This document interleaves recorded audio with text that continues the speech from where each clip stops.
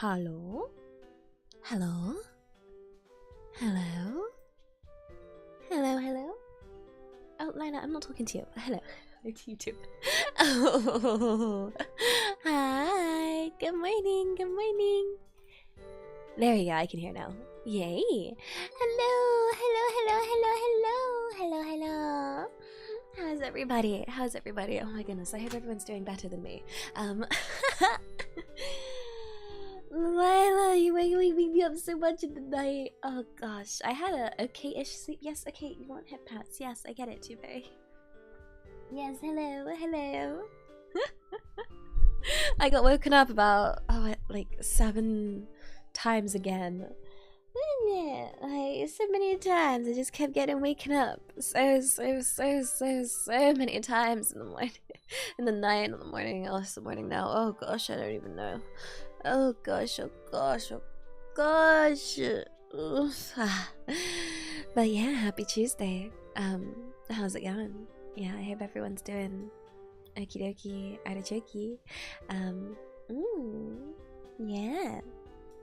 Oh gosh, oh gosh. Sorry, I'm a bit sleepy, but I'm here, and yes, that is the main thing. I'm here. I should always be here. Ready to Zatsu. My dog is so distracting. I'm so sorry. She's so extra needy. It's cause I what you call it? So I've told you she's got like this toy, okay, that she's been like mothering. And I was looking up whether it was good for her to have it or not. So I distracted her with some peanut butter, and then I hid it. And I'm wondering if that's why she's been all needy, and whether, I don't know. I feel like it's not very. She was getting really obsessed over it. Like I don't know if it was good or bad or what. I don't know what the right answer is. Like, so it's currently hidden. But now she's just needy for me. Like, she's literally got her paw on my hand right now. She's literally holding my hand. Like, yes, I didn't ask for your paw. Like, I don't know why she's doing this. Hello. Yeah, so now I have this dog that's insisting on having head pats while I stream right now at this very moment. So here I am. One hand, you can't see my hands anyway, but my hand is under the desk giving head pats to my dog. Yo, so distracting. Sorry, I need my brain to work to this. Like, she might want to play.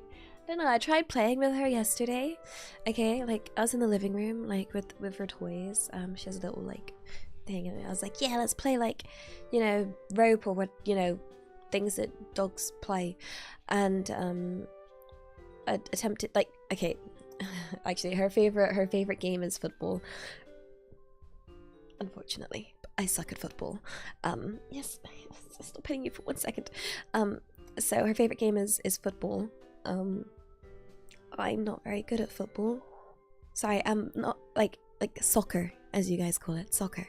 I'm not very good at football, and so she beats me. I have to, like, she likes it when I get like a small ball and like kick it around, and with my feet, hence the name football, you heckin' punks. So I was trying to play that, and then she grabbed it and ran off, and then I usually chase her for it. She ran to the bedroom, and then she went to bed. Like, she went under the desk. Oh, you're going to bed? Yeah? You go to bed? Yeah, she knows bed. Okay, she's going to bed. And then she went to bed. Just like she just did now. Oh wait, no, I remember. Oh my god. I remember what my dog did in the night that woke me up. Oh my goodness, I remember. So I have my desk, and then I have this very, very, very small bedside table, like really small. I had it, like, I bought it because it was so small, just to fit in between the gap between my desk and my bed. Like, we're talking like, I don't know, like super small. And I woke up to the sound of my dog, who's a Samoyed, and she's quite big, trying to shove her entire body underneath the bedside table. She doesn't fit.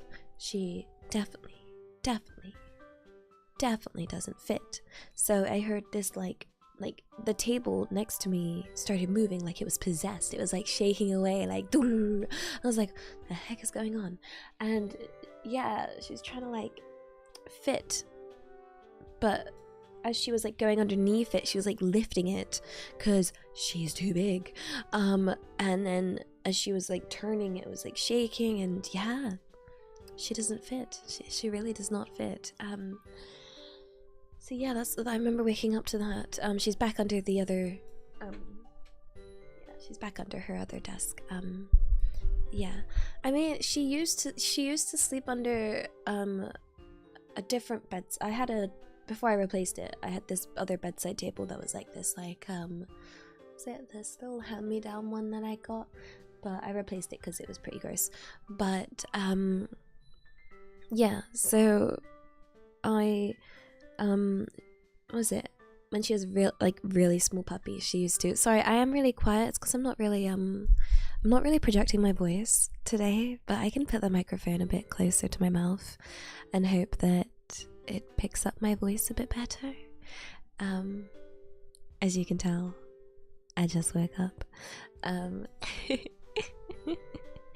There we go. We'll put it right by it.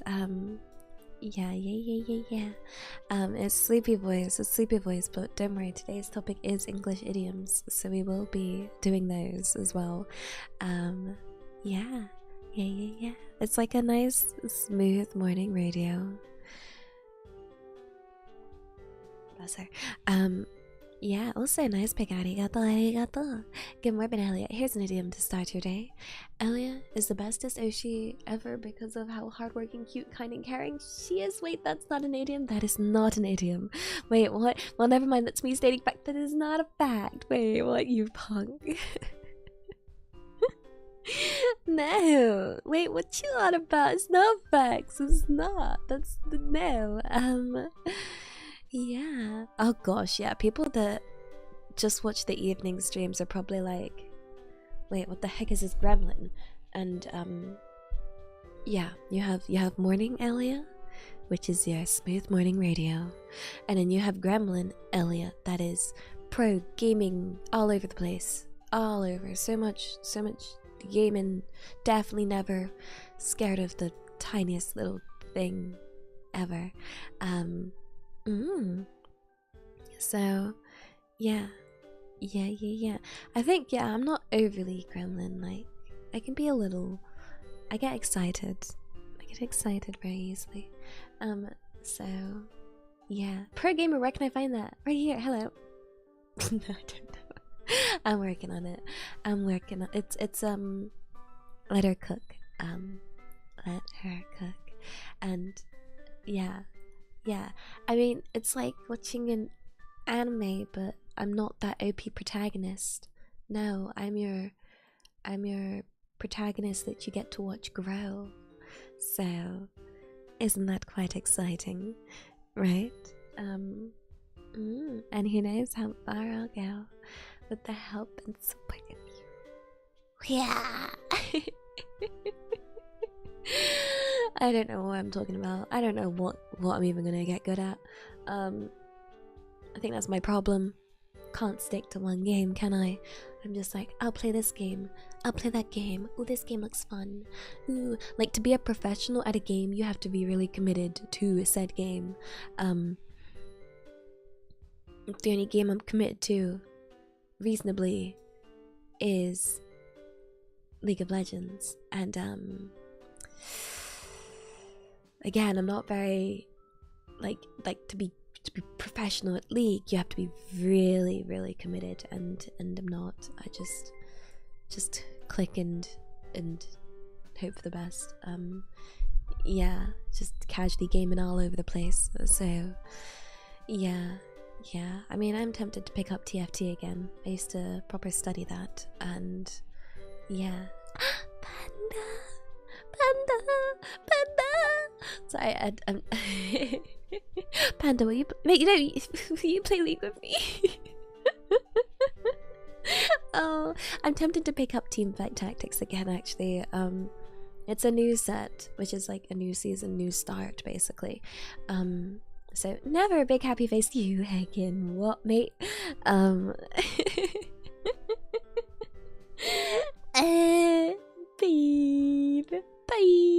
Paid. No, it's okay. It's okay. It's fine. I shouldn't encourage others to play it. Yes. If you have not checked this out already, you really should, because Pandora has a new cover out. Yes, one with the wonderful Yoki as well, if you remember Yoki. Yeah, you should definitely go and check it out. You should check it out. You should definitely check it out. Okay, it's really nice. The video is awesome as well. I recommend. Yes. Oh gosh, I should have a cover out soon. Hopefully. Maybe. If I could record it.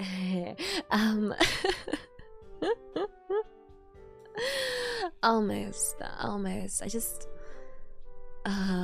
it's difficult to record. It's like there's one that's pretty much ready. It's just me that's the problem. The other ones are in progress, but there's one that's basically been ready for a while. I just need to just sit down. I just need to just do it. I just need to do it, you know? I just need to do it. And maybe I'll do it. My plan is to just do it tonight. That is the plan, but it's really annoying. I get really frustrated when I guess you guys don't see it because I don't get like that when I play games. But it's similar to like, is the similar frustration to, have you ever played a game where there's one part you just can't do and you're doing it over and over and you're like, I can't heck do it, and then you're just getting really upset and you're like, I can't heck it, I'm just so annoyed. Yeah, so like I don't get like that with games anymore. I used to, but I've overcome the way of patience. But when it comes to recording singing, I still get frustrated. Yeah. I am truly zen when it comes to games, indeed, as does the many years of getting set. Many, well, no, probably most of my life. My parents trained me from a young age to not get annoyed. I remember Mama Elia playing, what's it, Bomberman? Is it Bomberman or Bomberman? Bomberman? Yeah, she wanted to play Bomberman with me and my older brother. My younger brother wasn't old enough. There's a silent B, Bomberman. I think it's because I used to call it Bomberman when I was little. And I remember we got out the controllers. Little Ellie bro would be given a controller not plugged in. I was second player. Older Ellie bro was first player, and Mama Ellie bro was third player. Okay, and both of which are heckin' older than me, so I got wrecked. I got absolutely wrecked. Also, hello, first time viewer. Thank you. This is my morning voice. This is Smooth Morning Radio with Elia Stellaria. So yeah, no, I got absolutely wrecked. I got absolutely kaboomed out of existence over and over again. In fact, I can't even remember how many times I got absolutely destroyed. Too many times. So, oh, Jazz FM, do you like jazz? Oh gosh, but yeah, so there was that, and then there was getting beaten up on Super Smash Bros. Is it Melee? Because there was an original one. I never played the original Smash Bros. But yeah, getting beaten up on there. I think I remember being extremely frustrated. So I remember playing Smash Bros. Melee, Super Smash Bros. Melee. This wasn't with Mama Elia. Mama Elia gave up. With older Elia bro, okay? And I was a Peach main, Princess Peach. And I remember getting absolutely wrecked. Like, absolutely destroyed. And I remember getting so upset and so annoyed and so like crying. And I remember my parents being like, older Ellie bro, you need to let your sister win. And I'd be there screaming like, no, well, not screaming, but just be in tears.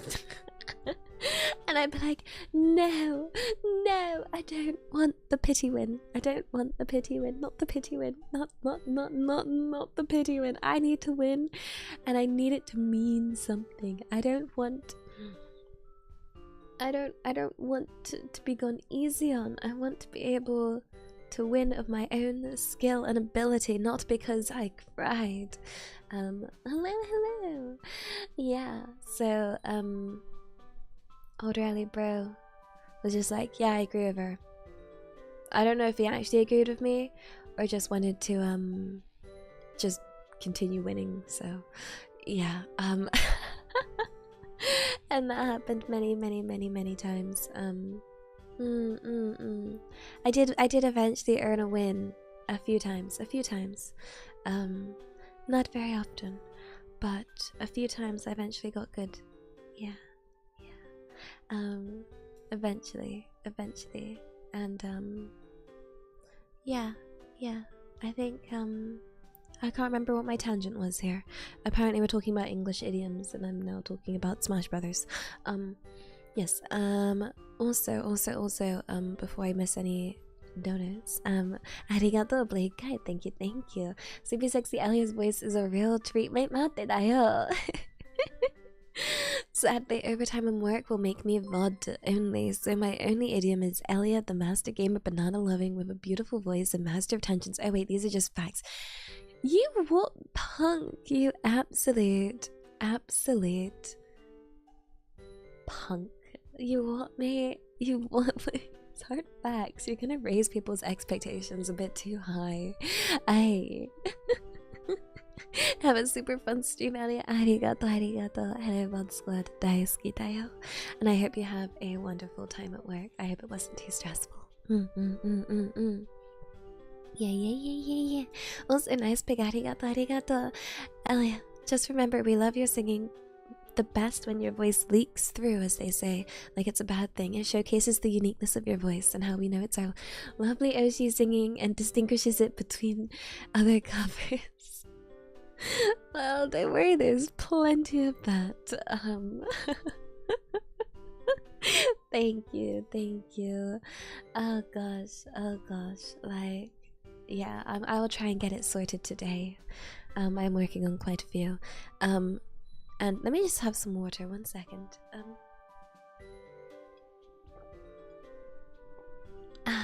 Delicious, not delicious, water's mid. But I just didn't feel like tea. Okay, let's see. This morning's radio. Why do I keep saying radio? What am I on about? We're talking English idioms today. English idioms, and not idiots. Otherwise, that would just be me. English idioms, okay? So, an English idiom for I assume a lot of you know what English idioms are, but for those that don't, allow me to explain. So an English idiom is a phrase or word, and the meaning is basically not the actual meaning. It's an awful explanation. Like, yeah. My voice is too pleasant. Wait, 待ってだよ。Oh gosh. arigato. Don't make me blush. Yeah. They're like, okay, so the most so for example, if we take the phrase beat around the bush. Oh, it's a colloquial metaphor. That would make more sense, yeah. Beat around the bush. You're not actually beating a bush. Please leave that bush alone. That poor plant doesn't deserve to get beaten. Or did it? What did it do wrong? Shall I help you beat it? Like, yeah, that kind. Or it's raining cats and dogs. Yes. Or killing two birds with one stone. Please don't kill two birds and with one. It's just Don't kill birds with stones. If you absolutely have to kill a bird, please make it painless. You know? No, we're not gonna go kill any birds with stones right now. Yes, and raining cats and dogs, that would be quite the sight. I guess that would be indeed. Fine, I won't kill two, I'll get three. No, we don't want to increase our bird murder count. A set phrase of an understood meaning separate from the literal meaning. Yes, that is it. That's perfect. That's a perfect definition. Thank you. Hit the hay. Yeah, I need to hit the hay, but not actual hay. I feel like hay isn't actually isn't comfortable. But yeah, we're gonna go over a whole ton of them. And yeah, I think it'd be interesting because there might be some that we don't know. Obviously there's a lot of common ones, but it would be really good to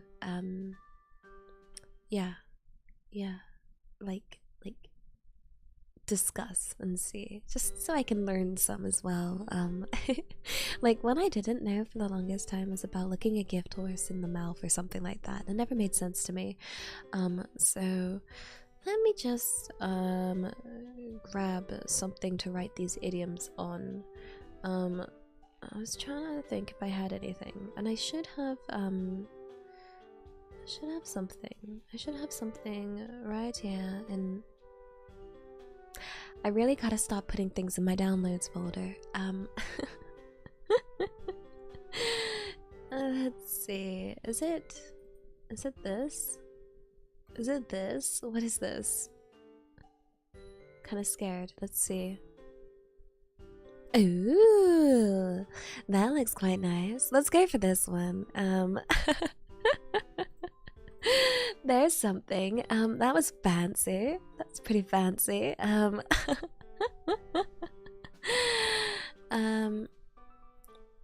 me just. Ooh, ew! Wow, fancy scroll. Let me move that. Let's put that. Where should we put my scroll? Where should we put this scroll? Honestly, my downloads folder is like a like a Mary Poppins bag. Okay, you don't know what we're gonna find in there. I don't think this matches the theme of idioms, but we're just gonna roll with that. Okay. So let me add up a text document. I'm sorry this wasn't done before. I just think you might enjoy seeing the process. Yes, that we'll call it that. We'll call it that. We'll call it seeing the process. This is the idiot. What? Can't type. Okay, so if I grab this, let me put this here and we shrink this down. Okay, put this in the center. Yay! Wow. What font would you like? Like, yeah. It's a good thing I had this parchment at the parchment's such a nice word. I adore that. I'm not doing Comic Sans, guys. Why are you guys obsessed with Comic Sans, you heckin' punks? Why can't we have something that's not Comic Sans or Paprias or Wingdings? Guys, I gotta look professional. I'm gonna use like, I don't know whether to go more typewriting side or handwritten side. I don't think, can anyone actually read Wingdings? Like, can you? Oh gosh, there's actually a parchment font. Oh my goodness, wait, what?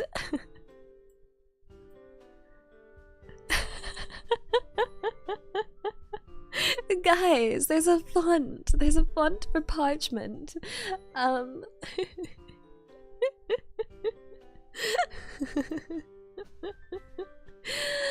my heckin' goodness. It's not very legible though.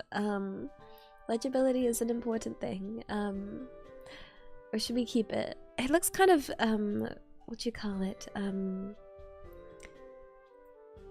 Let me just guys, my handwriting,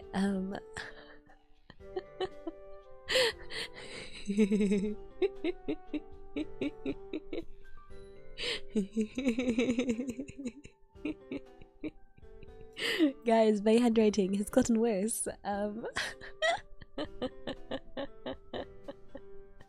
This is smooth marker. So we've gone from one end to the other. Which end would you like? Which end would you prefer? Like, yeah. I have a decent amount of fonts because, you know, graphic design is my passion. We'll go for this one. This one's pretty legible. Yes. Yes. I don't think many people can read parchment anymore. I remember, oh my goodness, I remember in school, I was like, I really wanted to learn the fancy swoof, the cursive writing. I really wanted to learn cursive because it looked all fancy. I'm sorry, stomach. And I kept getting told off for it. I kept getting so told off for it. Like, they were really against it. They were like, no, you are not learning cursive. We are not learning cursive. You're not to write in cursive. You must write in proper English. And I'm like, but the cursive is so fancy. So yeah, like it's not taught. It's not taught. I don't think it's ever gonna be taught again. Maybe. I'd like to learn it though. Also, comment arigato. What's sauce for the goose is sauce for the gander. Wait, what? What? I have a feeling this is you calling me a goose, but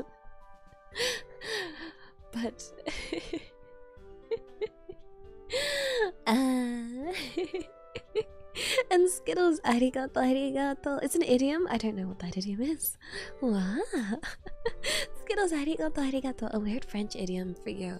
Se faire chair comme un rat mort. Sorry, I hope I didn't butcher that in my terrible French. Se faire chair comme un rat mort. Ah, wait. Okay, it means to make oneself poop like a dead rat. It means really bored for some reason. Oh, wow, that is quite that is quite the saying. I understood, yeah, because mort is death, like kind of like yeah, and then rat is rat, and faire is like to do or something like that, to make, like that kind of thing. I didn't know chair or comme. I didn't, yeah, like oh, I really need to brush up on my French. Let's put this away. Let's look up our first idiom. Oh no, you're doing your French homework. I hope it's going well. To be honest, I can't remember a single piece of my French homework. I remember being given lots though, but I can't remember anything of what I had to do. Okay, let's do this. Let's go through it.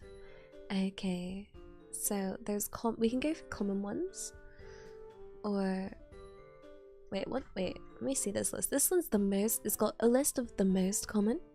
It's got a list of common, and then it goes down to familiar, and then oh, this is like Pokemon rarity, like. Okay, let's go for Okay, the familiar ones don't seem too uncommon, so let's go for that because we know I say this. Some of us know some of these, I think. Because like an apple a day keeps the doctor away. That is one you guys like I think is known, right? Okay, so let's go for our first one. I like this one. I remember this one. I don't know.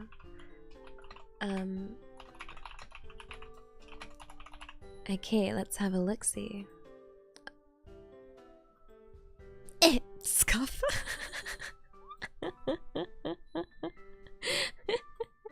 I should have aligned that to the center.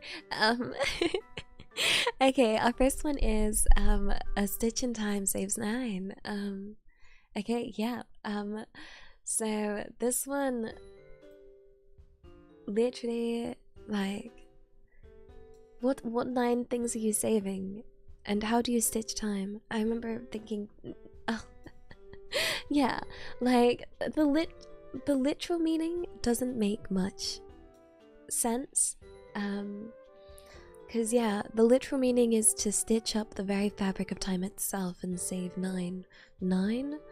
Is 9 the name of a person? 9 what? Like, yeah. Oh wait, wait, actual stitches.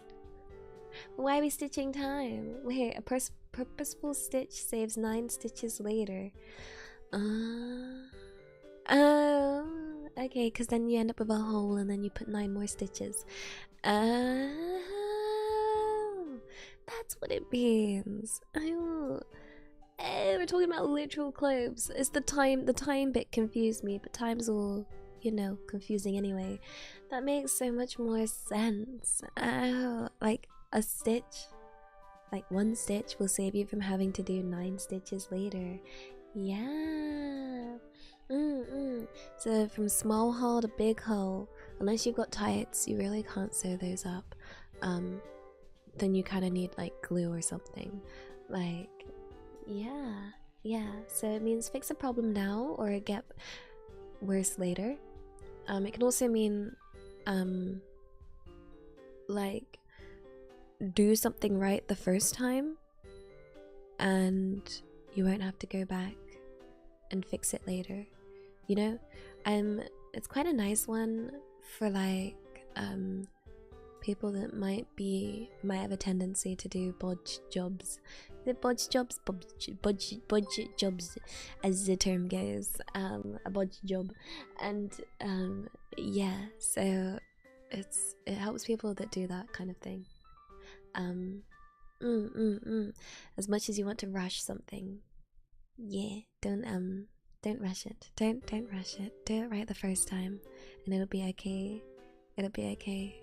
Okay, then you won't have to go back, because it's really annoying to go back. Oh wait, I do this in video games. What's really good? So for video games, explore the area properly. Okay, so you don't miss anything, so you don't have to go back. Okay, just think of it, same principle. Okay, because like, oh my goodness, the amount of times I've missed like the most obvious thing in a like room in a video game, and then I'm like, where is it? What am I supposed to have, some sort of key or something? Like, I don't have the key, and then you think back and you're like, oh no, I'm gonna have to go back, and I've clearly missed picking up the key. Like, and then you have to go back, and going back is a pain, and then going back again is a pain, and you have to go back. You're like, oh, there's the key. I'm so stupid. So yeah, don't rush. Don't rush those. Don't rush those rooms. Okay, pick up those keys. Very good to apply for video games, but yeah, probably good for real life. What's like a real life example, like as opposed to a video game example?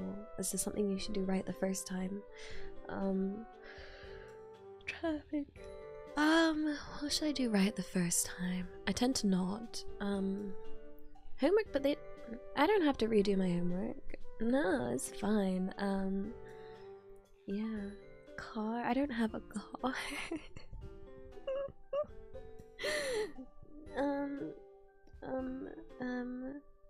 see. I'm trying to think of the lot. I don't really make anything as a problem. Like, I don't really make much. Like, yeah. I don't know. Yeah.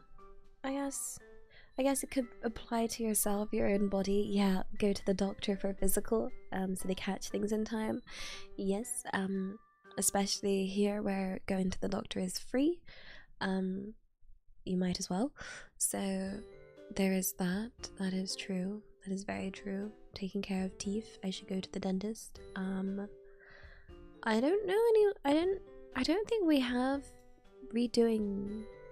In English schools, I don't know anyone that's ever had to redo the year. Like I know a lot of people that failed the year, but they were never made to redo it. They still got put into the next year no matter what.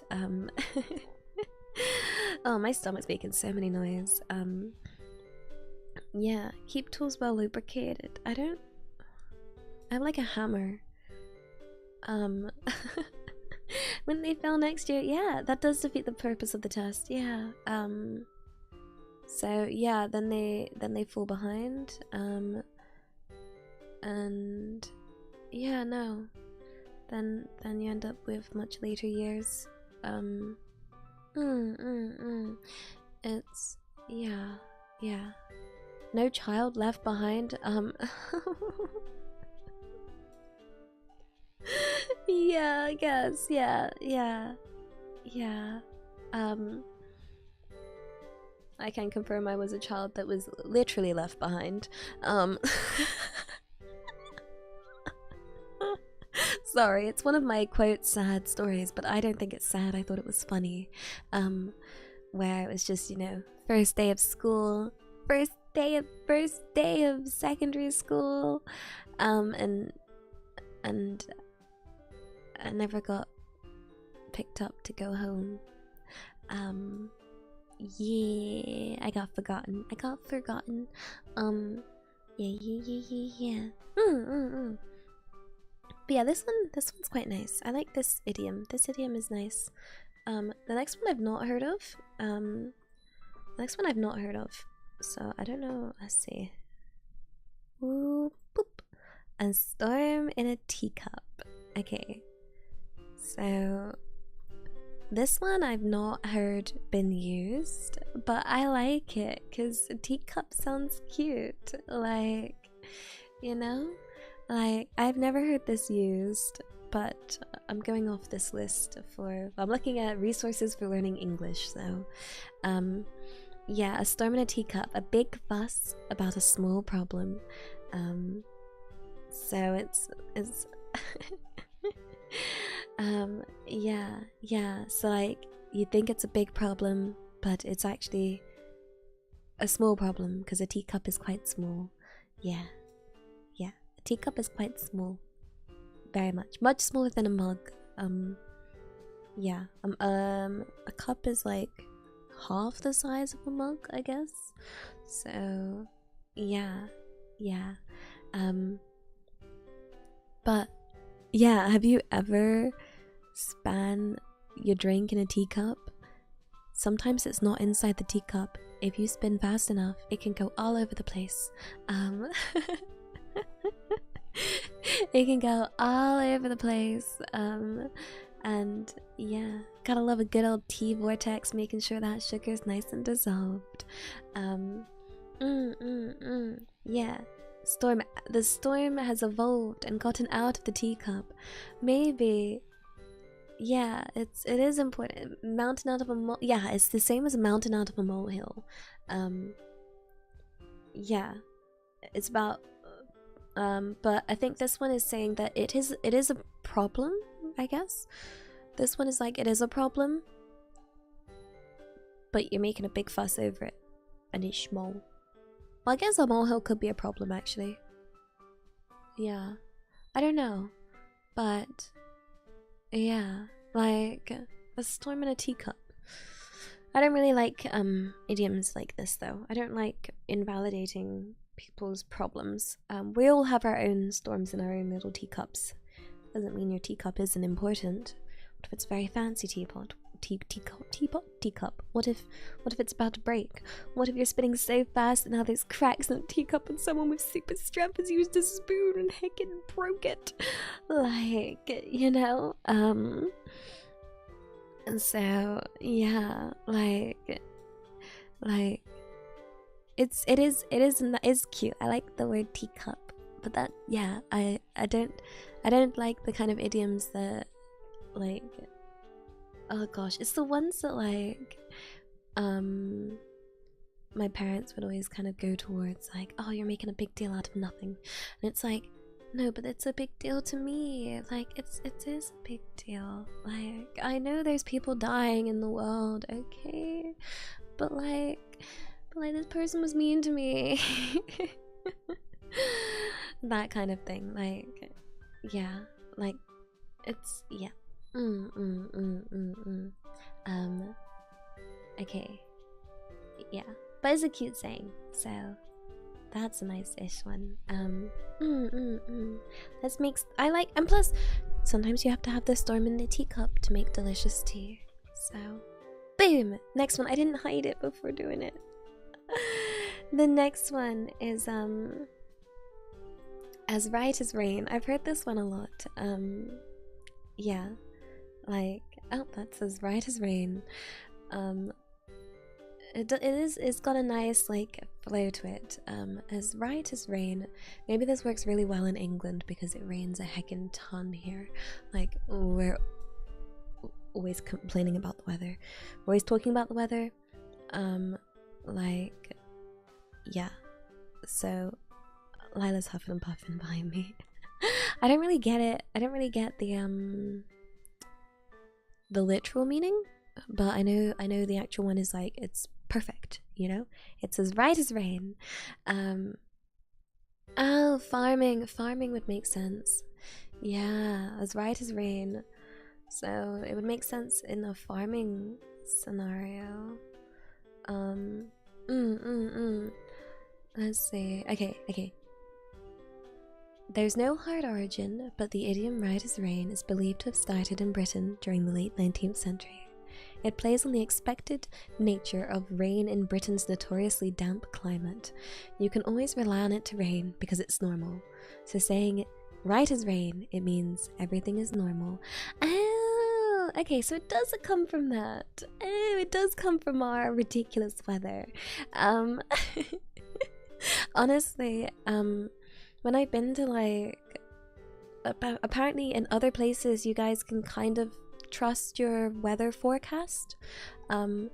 Honestly, if you ever come to England, do not trust the forecast ever. Okay, just don't trust it. You can, like, do a vague, like, kind of estimate of it, like maybe it's kind of okay for, like, you know, what do you call it, like temperature and stuff, but honestly, it will rain.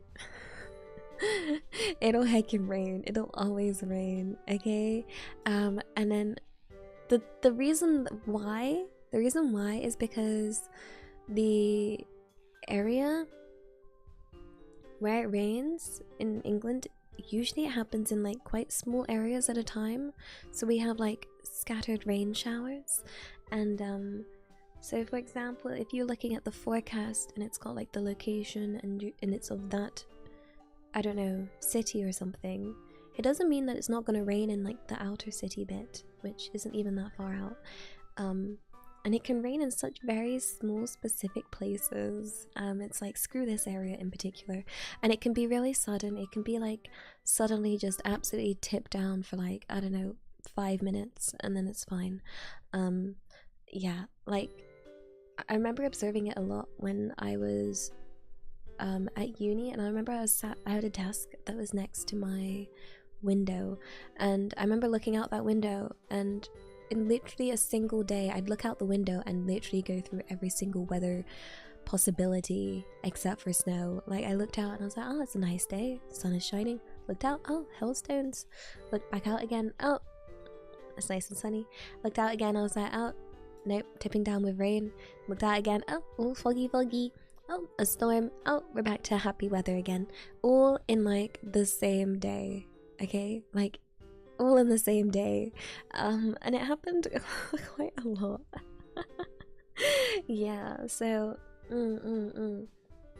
yeah, like it's a mess. So that's why it's a thing for like English people to talk about the weather. Okay, we're not joking. Like when someone advises you, English people like to talk about the weather. Like when you see someone and they're like, oh, how's the weather, or oh, it's a bit wet outside, isn't it? That kind of thing. It's, yeah, it's always a topic of conversation because it's so varied. Okay, like a safe conversation you can always go to is like, oh, I saw the weather forecast, it says it's gonna rain all next week. It's like, oh, you can't trust that. Like that, it works. Okay, like it is a conversation topic and we love talking about it. Yeah, we talk about it a lot. We don't cope with it very well. So yeah, as right as rain, because rain will happen. Okay, let's see. Okay, okay, let's see. This one. I like this one because it has this in it. Also, SW5 arigato. My favorite modern day idiom is thick thighs save lives, but thigh highs will be our demise. Wait, what? I can love thigh highs. Wait, what? Mate. Yeah. Oh gosh. And Nikki, arigato. Happy 1 month. Daisuki dayo. Sure, look. We get all the weather within an hour. Hail, gale winds, sun, rain. Can't confirm the highlands exactly like this. Naruhodo. Oh gosh. Yeah, you know the pain. It's all about layers. You have that on full audio? I'm so sorry.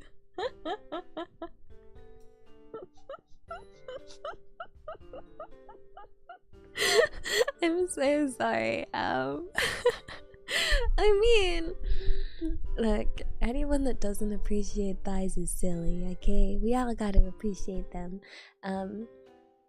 It's okay, okay? Because we all, like, look, tell them it's an idiom. Say, look, the thick thigh saves lives, idiom. It's an idiom, okay? It's an idiom, and it's the topic of today, okay? Don't worry, the next one is much more safe. Pa-bam, pa-bam. This one is every dog has his day. Why is the dog a boy? That's the main thing. Like I've noticed this with a lot of things. They always make the dog the boy one and the cat the girl one. But every dog has his day, which means everyone gets a chance at least once. So yes, everyone gets a chance. Every dog has his day. I don't know where this comes from, or what, like, it's a nice saying though, you know, that like your chance will come along. But I do wonder where it comes from. This one was I'd not heard this one before, really. I don't think so. I guess I might have heard it in passing or something, but I've never used it or heard it. But it seems like a good one to hold, like, and think of, you know? Because I never would have thought this day would have come, like, me here as VTuber, you know? I wouldn't have imagined such happy days when I was back in school, so, you know? I like this one. Okay, let's see. Oh, okay. I looked up the origin. The proverb was first recorded in the 1st century by the Greek biographer Plutarch or something. Plutarch, or I don't know. As even a dog gets his revenge. And then in 1539, Richard Taverner published it in English as A Dog Half a Day.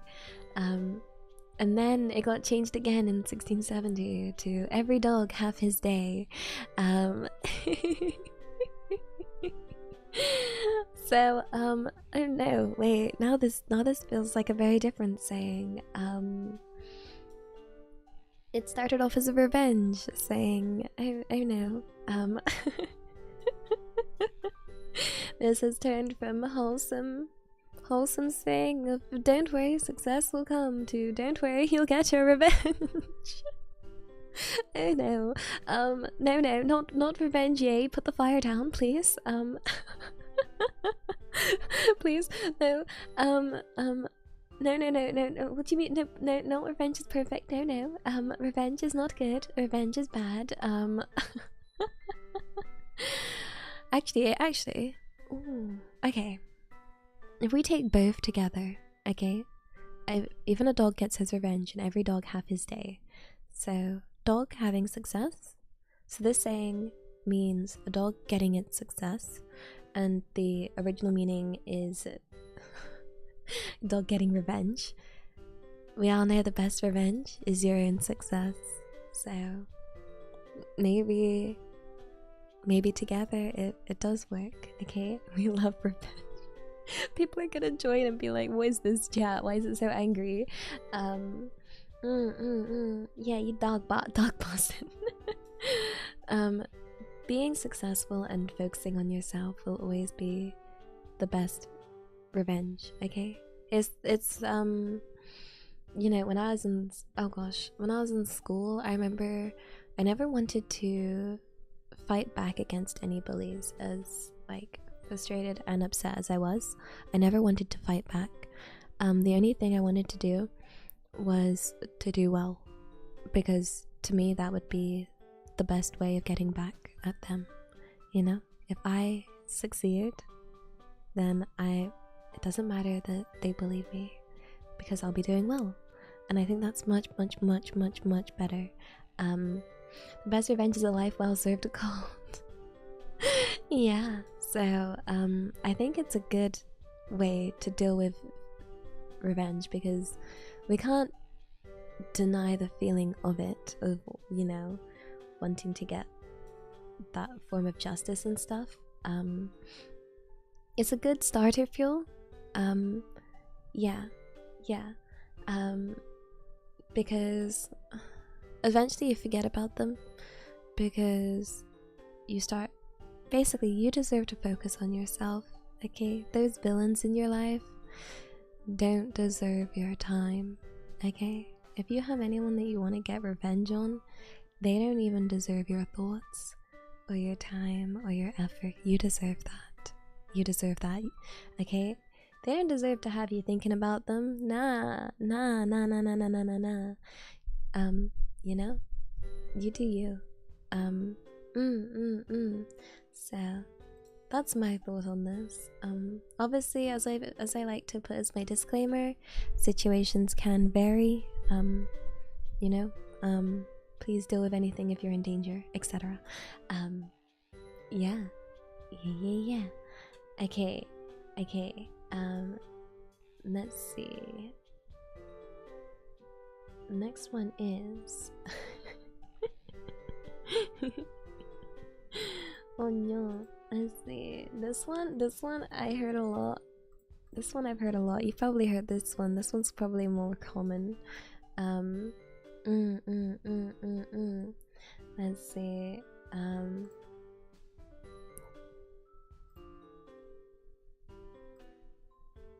Whoop, boop. Scuff. I blame OBS. Ironic, because I'm playing on the idiom. It's all me. This one is it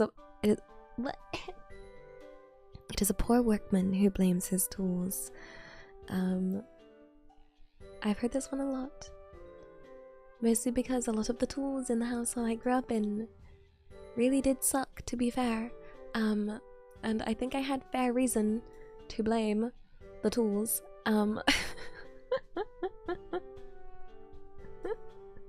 Like, I didn't realize for the longest time that that you can get sharp knives. Like, yeah. This one does seem quite literal. It says here the meaning is, if you can't do the job, don't blame it on others. But I don't like the idea of calling other people tools. Like, I don't like the idea of this being, I'd rather this be used literally. Yeah, I prefer the literal meaning. But yeah, it turns out, guys, it's much safer to cook and prepare with an actual, like, sharp knife. Like, it's safer and it's better and it's easier and it's like really good. It really helps, like, make the cutting so much easier. Like, with a blunt knife, you're more likely to put more pressure, more likely going to, like, go boop boop. Yeah, and yeah, I'm so happy. Yes, I have a fancy knife. I have a really fancy knife. Now I've invested in a really nice knife. So back in July I went to Japan, and I went and got myself a souvenir. I got myself a really nice knife while I was there. So I have my nice big Japanese chef knife. It's so lovely to work with. It's so smooth. It's just like phew. So yeah, I'll make sure I keep it nice and sharp. I don't want to put it in the drawer. Okay, so I don't want to put this nice knife in the drawer. So I've still got the box, and and I keep it in its little box, which is like this little bed.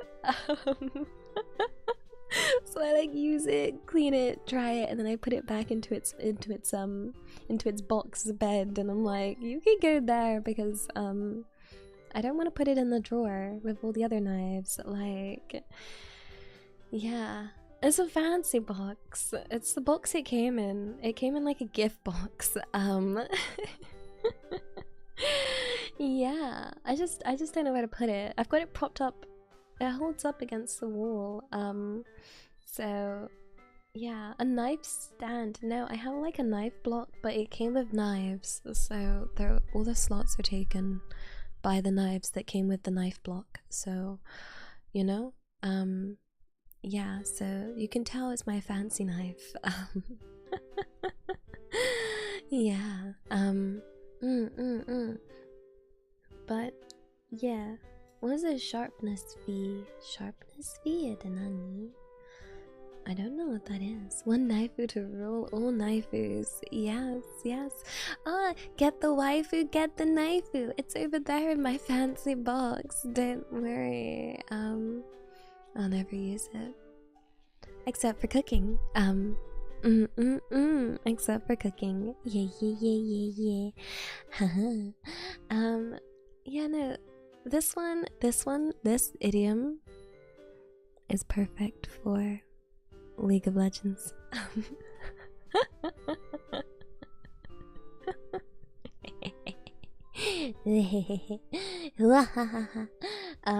Or any online game, because they'll be like, it lagged.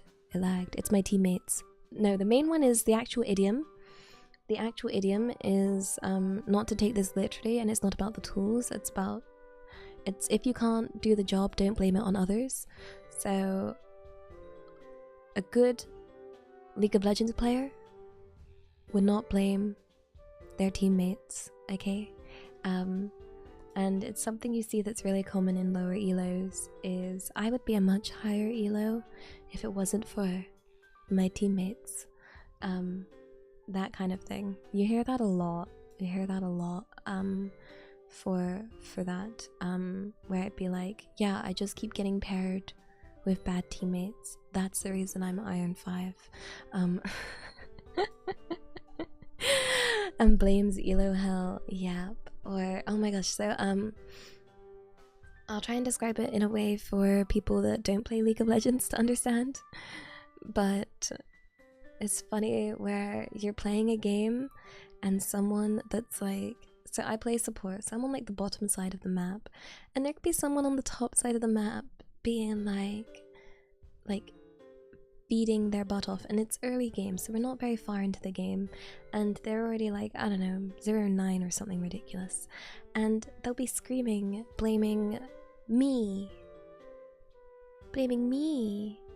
being like, support, this is all your fault, and I'm like, what? I've just been enjoying my lane with my peeps, like the four of us just chilling down here. Like, eh? And they're like, you need to up your vision score, and I'm like, that's not gonna help you from feeding, mate. That's not gonna help you from feeding, and yeah, no, I don't understand the connection. Oh gosh, like, so that's one thing. I mean, I feel bad for anyone that plays a role called jungle. So yeah, that's the one I think that gets it worse. But yeah. So because I think sometimes it is the other people's fault, okay? Sometimes it is, okay? Which is fine, but don't focus on blaming them. So if we take that game for example, if I have my 0-9 top laner and now there's a really fed like Darius running around, like, even if they're doing badly and it's making the game lose, me focusing on them, I can't control them, okay? I can't control them. I can't make them get good, okay? Like, only they can control how they're playing. I can't dictate it. I can provide maybe like advices, but you have to be careful because you don't want to upset them and you don't want them to tilt, you don't want them to AFK unless AFKing would be better than them playing, but you don't want to anger people. All you can do is just focus on what you're able to do. So that's why I don't get toxic, you know, like, I'll just do what I can and see what I can do to make this as good as possible. The games aren't impossible to win, even if it seems like it, because I think a lot of people forget that the enemy team can also make mistakes, okay? Like, it's easy to say, oh, can't win this, but you think there's people that are like, what do you call it? Like, not playing well on your team. There's gonna be people not playing well on the other team. So yeah, I think when with this saying, sometimes your tools might be bad, but do focus on your own skills, okay? And then hopefully you get better tools in the future. I think this one's quite nice. But yeah, let's see. Let's go into the next one. This one's alright. It's kind of, I got mixed opinions on that one. Okay, let's see. This one I've not heard of. Let's try this one. This one is, sorry, it goes boom. Make hay while the sun shines. Okay, so I've never heard this before. I've never heard it. It's really common, really? I've never heard this one in my life. Yeah, this one apparently means to take advantage of a good situation. So I guess do work while the sun is shining. Like, yeah, take opportunity. Take the opportunity.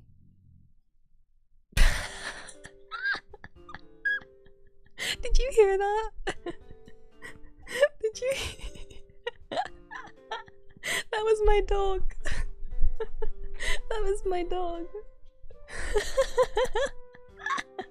What did that sound like to you?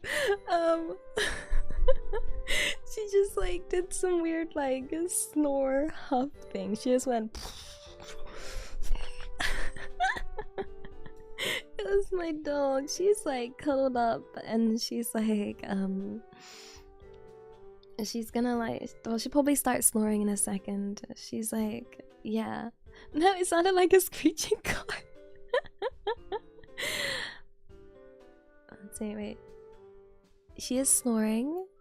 She is snoring, very softly.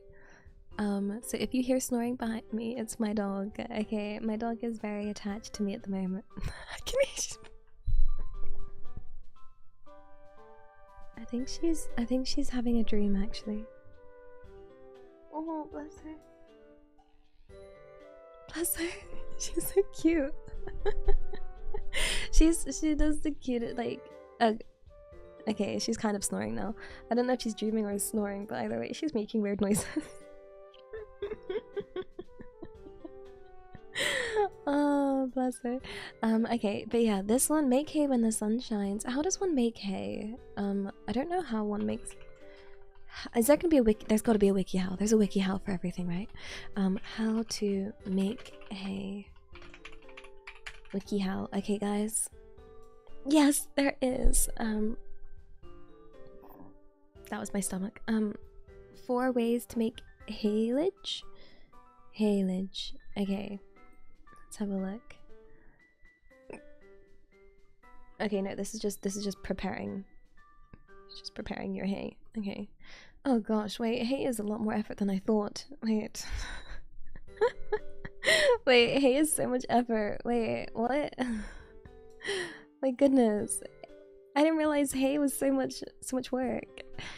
You gotta like get one of these big machines and do some cutting. Let me get you some images. This is from WikiHow. Look at this! We got one of these! We got one of these to cut the hay. So first you gotta get your giant vroom machine and cut the hay. and then it says this is the next image. Why does this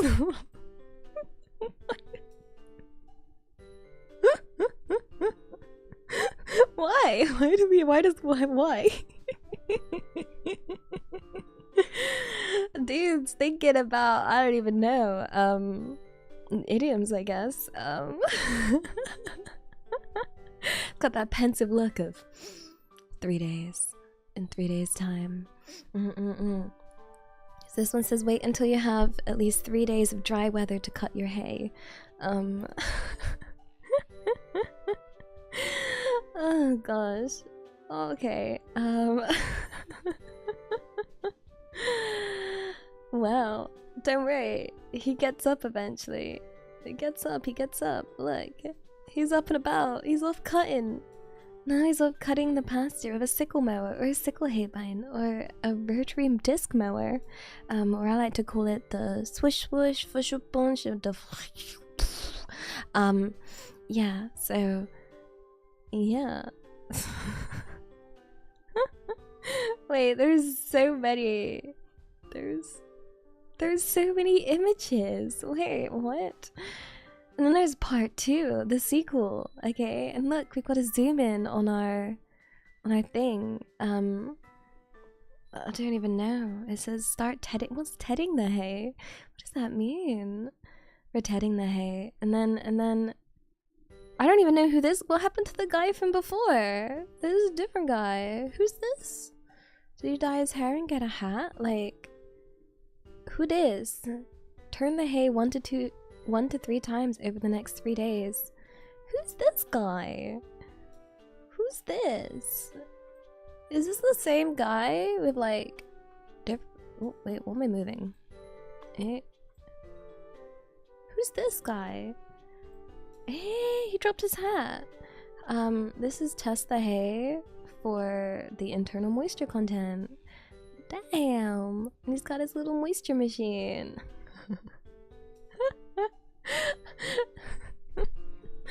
I guess I've seen ones for measuring air moisture. I wonder if that's the same one.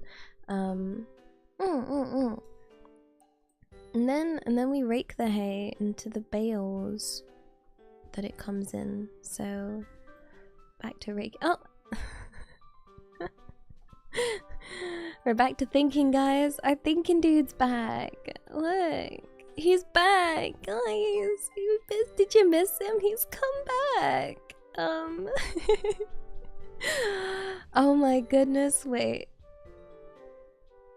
a second. There's also a woman on this farm. There's a woman. There's a lady. There's a lady. She gets to do the lifting. Yeah, here she is, doing the lifting. Damn. Yeah. Don't worry, she lets her hair down eventually. Look. She changed her hairstyle. Oh my goodness. Wow. Guys, there's so many. This just keeps going. There's so many steps. I'm just gonna get you the images of the one with people. This guy does return later on. We're gonna do some time skipping. Who the heck is this person? And then there's this person with the cowboy hat. This cowboy hat guy turned up. What? Like, what? There's so many things. I have so many questions. Yeah, it turns out this is not a one-day kind of job. This is a one-day kind of job, guys. Yep. In fact, not even one day, as we know. Wait. Where is it? Where is it? This one.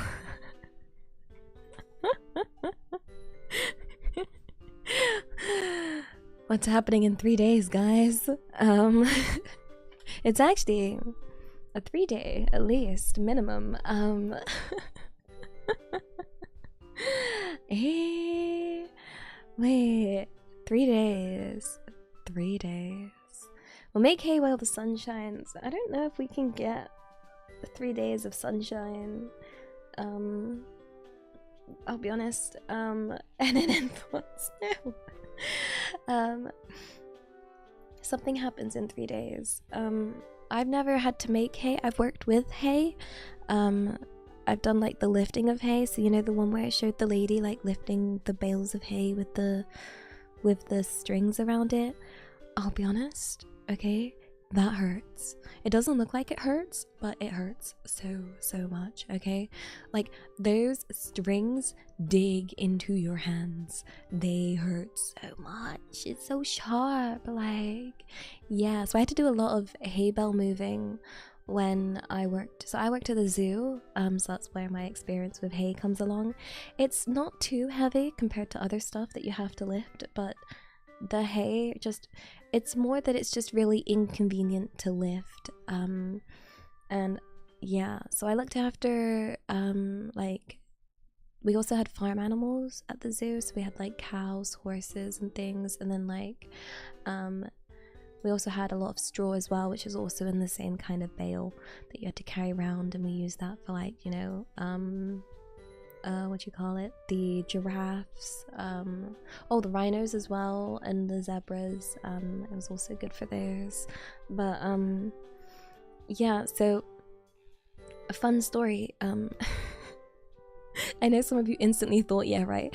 A fun story about hay. So I was like, what was it, like moving some hay around, basically getting it onto like this truck thing, and I picked up a bit of hay.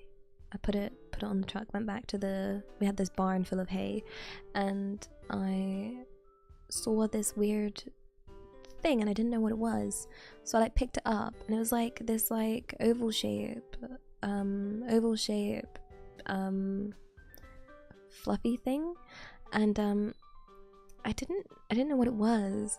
So I was like carrying it around being like, what the heck is this? And then I showed it to someone and I was like, yo, what do you think this is? And it was like my manager there, and she heckin' screamed. I was like, eh? She went, what? Eh? And she screamed at me, that's a dead rat.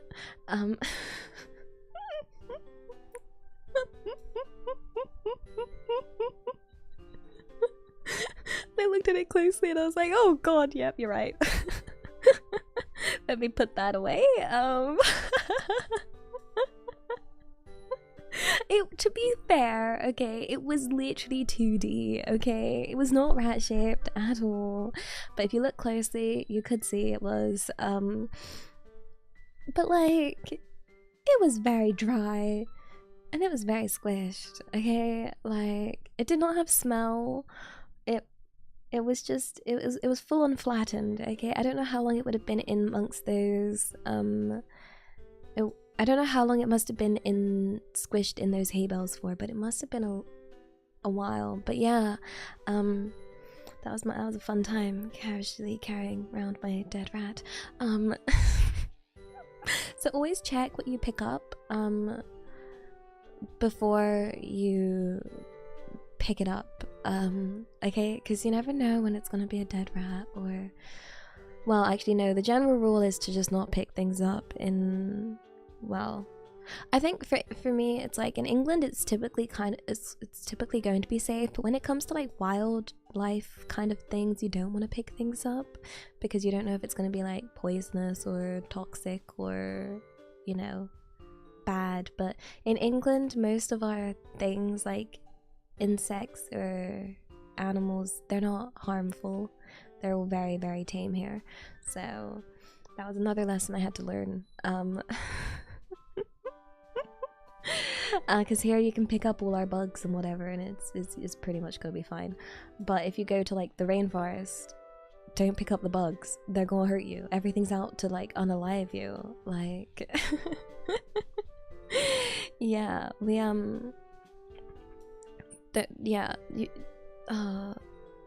had to be so careful of touching bugs because of all the danger bugs. So many danger bugs. Like, okay, next one is, okay, boom, once bitten, twice shy. This leads on quite nicely from my previous one. Once bitten, twice as shy. I've not heard this one either, to be honest. It means you're more cautious when you've been hurt before. So, one time you've been bitten, the next time you'll be shy, so you won't get bitten. Which I guess makes sense. Like, yeah. You've heard it a lot. Maybe it's a line from last... Wait, it's a line from last... Wait, is it? Is it? Wait. Last Christmas, I gave you my heart, but the very next day, you gave it away. This year, to save it from tears, I'll give it to someone special, special. Once bitten and twice shy. I keep my distance, but you still catch my eye. Tell me, baby, do you recognize me? Well, it's been a year, it doesn't surprise me. Yeah, you're right! Once bitten, twice shy. Oh, yeah, it's in it. Okay, this one's common. I just live under a rock. Okay, so I just thought they got bit.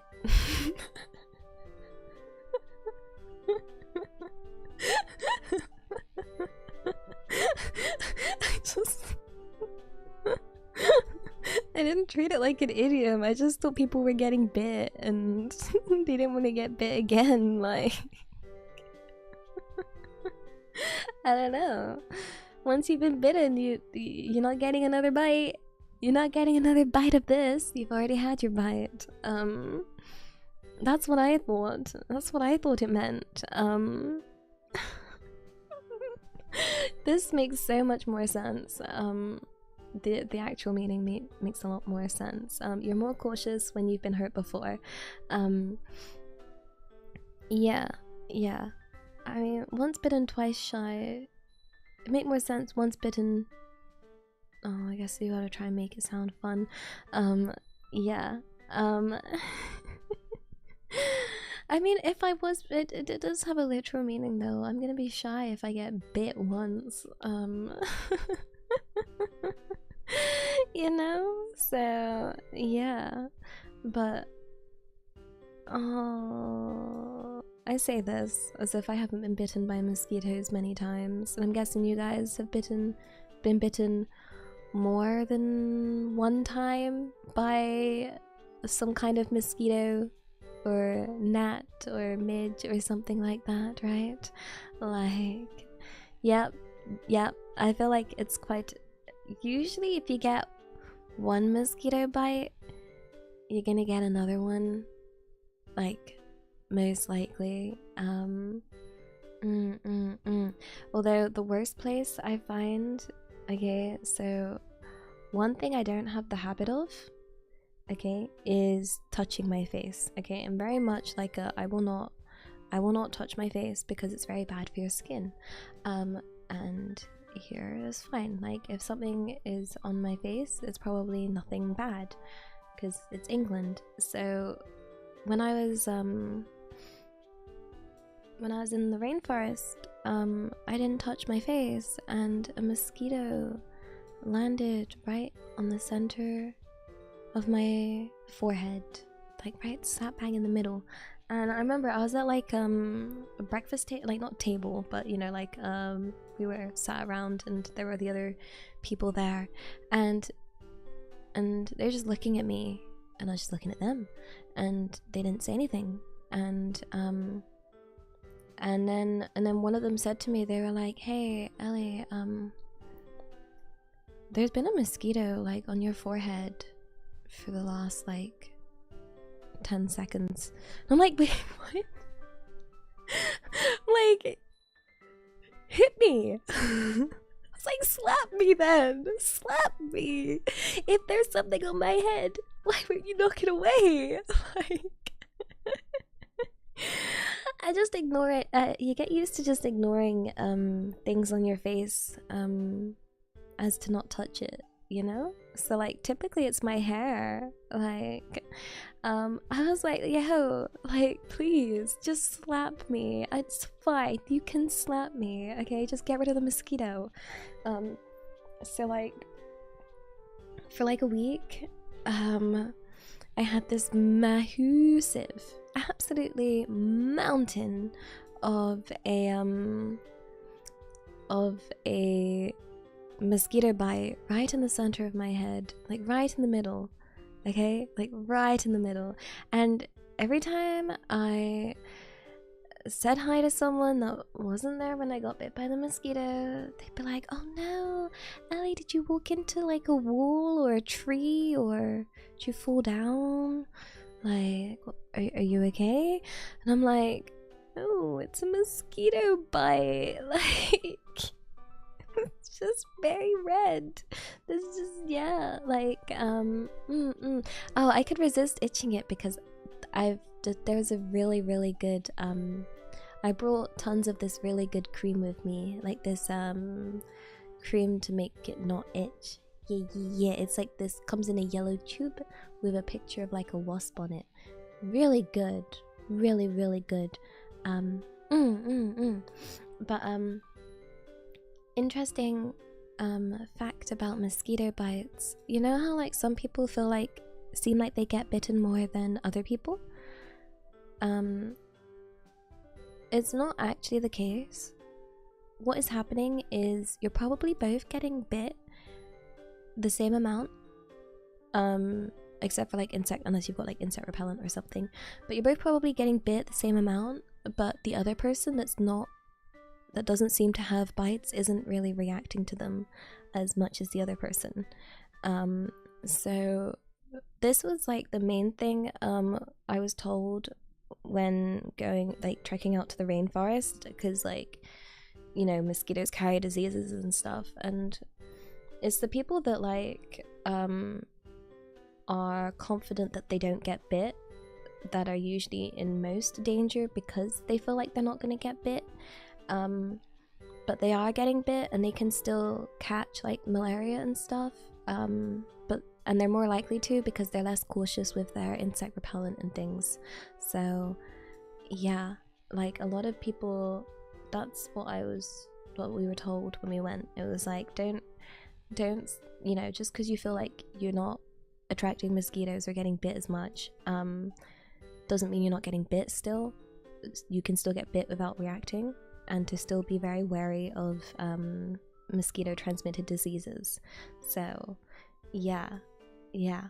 And they and we've also discussed different types of insect repellents. Like there's a study where they literally got someone to like put their arm into like a mosquito infested like container to try out different insect repellents, and a lot of them worked, but the one that didn't work was like have you ever seen those was it mosquito repellent bracelets?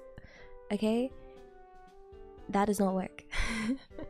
At least the ones that they tested there did not work. I don't know if they've made any that do work now, so I want to put that disclaimer in there. But typically, don't rely on like one small bracelet to protect you. You should use insect repellent all over. Like you can't pay. I don't even know if they got paid. Like I'd hope they got paid a lot, because that sounds awful, especially, yeah, like they would have had to do a control. Because like when you do a study, you should always do a control, so you should always do one without any insect repellent. So that would have also had happened, and that would have sucked. But yeah, and then what's interesting is that you can't buy the really strong repellents in a lot of countries. So like here in England you can buy like 50% DEET, DEET in capitals, but and what we had to do here was buy the insect repellent here and then bring it with us, because once we ran out we wouldn't be able to buy the same strength. They only sell weaker ones in a lot of other countries. So yeah, but 50% D is heckin' wild, okay? Like this is some next level like repellent, okay? Like I applied this repellent to my leg. I remember it was on my leg and I had a plastic bag, and it was like a bag from like Tesco, and the Tesco bag had been lent onto my leg, and the blue on the bag, it broke off. I was like, damn, this, I don't know what I'm putting, is strong. Yeah, I get, well, I either react to bites a lot or I get bitten a lot, or both. Like, yeah, I am like, I've always been very, very, very bit, like very, very, very, very, very bit. So I am very generous with my insect repellent, hence once bitten twice shy. My saying is once bitten, absolutely drenched in insect repellent. I do not wish to get bit. I don't like getting bit. I get bitten a lot. I don't no, please do not bite. Yeah, so yeah. Let's see. Okay. Let me see if there's any others that. Ooh. Let's see this one. This one's interesting. Yeah, I always keep. Well, I have tons of insect repellent in my cupboard. I don't need it here, luckily. But yeah. And let's see, it looks like the precise wording of once bitten twice shy was first found by novelist Rachel Hunter, a contemporary of Jane Austen back in 1806. She's referring to it as a known phrase. Oh, I wonder what the original was. Let me look that up. What was it? Once bitten twice shy origin.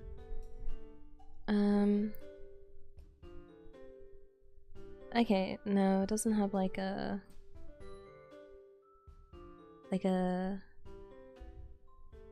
I imagine, let's see, this one says the this one, like, obviously when you look stuff up, it comes up with like a lot of, when it comes to like phrases and stuff, this might come up with a few different things. Here, one of them does say, the principle appears in one of Aesop's fables, a collection of little ancient Greek stories that have strong moral messages. This one is about a wolf who approaches a house being guarded by a dog at a gate and corners him. He tells the dog that he's good. What? What kind of story is this? I clicked it. He tells the dog that he's going to eat him. The dog argues that he's too thin to make a good meal and that he should allow him to fatten up first. The wolf goes away, and when he returns, he finds the dog has positioned himself safely on the other side of the gate. What? What? That's such a weird story. But I love how this wolf was like, okay, I'll come back later. I trust you. I'll trust that you're gonna, like, you know, make yourself a good meal for me. Like, don't worry, I'll be right back, but make sure you eat lots. Like, what? Oh. I mean, I blame the wolf on that for being silly enough to trust that the dog was gonna, you know, be like, you know what, I want to be a better meal for you. So, yes, trust me. Okay, let's see. I've not heard, okay, this is probably just me though. It's probably just me. It's probably just me. Okay, so, boom, scroll go, wah! And then, oh no, wait. This is a longer one. This is a longer one. Boom! You can catch more flies with honey than you can with vinegar. Can you catch flies with vinegar? Like, eh?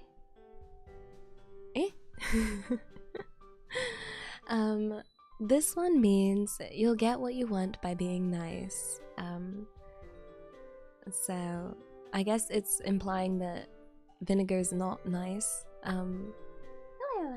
Hello, my dear dog. Hello. Good morning. You've been snoring. Yeah, I can't have pets. Yeah, I guess it's similar to the story of the sun and the wind. You know, apple cider vinegar. I've heard so much about apple cider vinegar. Like, apple cider vinegar is become like one of those. Oh, what the heck? There's like a beep outside. Has become one of those like cure for everything, like kind of things. Like, I remember when I worked in an office, there were like all these ladies like talking about how like you just need to drink some apple cider vinegar in the morning and it'll like detox you or cure you or, you know, help you, or oh, if you're ill, just have some apple cider vinegar. Like, I don't know, it's yeah, it's one of the, I don't know why. Also, I feel like apple cider vinegar doesn't seem very nice to drink. Is it nice to drink? Because, like, yeah, this girl that sat like behind me used to always drink apple cider vinegar in the morning. Like, she'd have her cup of apple cider vinegar, and yeah, it's not nice to drink. Okay, so she was really good at keeping up her face for drinking that then. She was convinced it would help her detox or something. I don't know. I feel like the better solution would have been to not drink wine every night, but you know, like, no, she didn't dilute it with water. That was the thing. Like, yeah. Okay, so you can catch flies with vinegar. Oh, okay. Yeah. Oh gosh, I tried to do, oh, I don't think I've told you this. So, like, in the summer, there's quite a few flies, and I put a little fly trap thing in front of my window. Okay, like, I hung it from outside my window. Okay, and it was one of those like little fly traps with, like, I don't know, honey or something. I don't know, something that, or maybe apple cider vinegar or some kind of thing to entice the flies to go into it, and it was like collecting flies, and it was kind of see-through, and I was like, okay, this will stop the flies from flying in because they'll get like intercepted and, you know, go in there first. And then I went to Japan and I got a message from Elia bro, who was looking after my place while I was gone, and Elia bro was basically like, yo sis, what the heck is this thing on your window? Like, it's scaring me. It's disgusting. I was like, eh? And he is absolutely horrified by the weird fly colony living inside this, because like they weren't all dying. He was like, the flies are alive in there and they're flying around and they're eating each other, and it's just really, it's like a horror movie. And I was like, okay, okay, get rid of it then. You can get rid of it then, like, it's fine. It's like, just put that in the bin. And he was like, I don't want to touch it, and I was like, what? I'm not coming, I can't do anything about it, like, deal with it, bye. Good old sibling care, you know? Yeah. Oh, I don't have any now, it's like winter, like, I don't need it when, it's only peak of summer that I really need it. Once it's not summer, it's fine, like, there's no bugs, it's just, yeah, right in the middle, when it's really, really hot, I get a few, like, there might be some flies around, but but yeah, I don't know about this saying, I don't know how true it is, but I guess it's a shorter way of saying, what's the one with, like, I guess it's a nice idiom to shorten the story of, did you ever get told that story of the man with this coat, and you have the sun and the wind, and they have like a bet on who can make the man remove his coat, and they have a bet, and the wind is like, the wind blows like super hard to like try and get the coat off the man, and then the man just puts his coat on even more tightly, and then the sun shines super hard, and then the man's like, oh, it's a bit hot, and then takes his coat off and wins the bet, like. And it's supposed to teach children about how, you know, you don't just like force someone to do something, you should like manipulate them.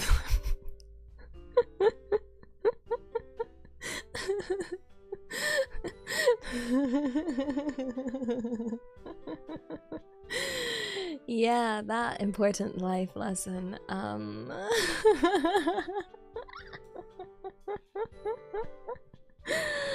Oh, our dude was just chilling there wanting to keep his coat on. Like, maybe it was a brand new coat. Maybe he just wanted to wear it. Like, you know, no, it was about being nice. I'm kidding. I'm joking. It's about being nice. Yeah, it's about being kind. And give them a reason to do what you want. Like, yeah. Don't force them, just make them extremely uncomfortable and then they'll do it. No, these are bad lessons. They're bad lessons, yo. Okay, maybe that this saying works better than, because it doesn't involve any manipulation, you know? Like, yeah. Also, I don't know how the wind was supposed to win that bet. Like, the wind did its best. The wind can only, like, what was the wind supposed to do to win? The sun made that bet knowing the wind wasn't gonna lose, okay? Like, the wind was a lost competition right from the start. Heckin' rigged, right? Wind blew as hard as the wind could. Like, yeah. Oh, I felt bad for the wind. The wind tried its best, you know. It tried. But yeah, This holds very true for my dog, by the way. If I want my dog to like move or do something, do not push or move my dog. My dog would much rather you just tell her to move and you give her a treat or something. Like that works much better. She gets real funny if anyone tries to like push her away, like, oh, you know, away from that, and then you push her. She gets real funny. You know, so applies for dog. I guess it applies for people. People probably don't like being pushed. Yeah. I wonder if you can. I still want to know. Do people catch flies? Okay. You can catch more flies with honey than with vinegar. Okay, let me have a look at this one quickly. Yeah. Oh, okay. Oh, the original line has a bit more to it. Okay. So, a spoonful of honey will catch more flies than a gallon of vinegar. Oh, it was actually a little different. Oh, okay. So they're saying it's also a lot more a lot less effort as well. Than to be mean. Yeah. Naruhodo. Yeah. That's interesting. Kind of like, oh, there was a saying that like, what was it? Let me see if I can remember it. I can remember half of it.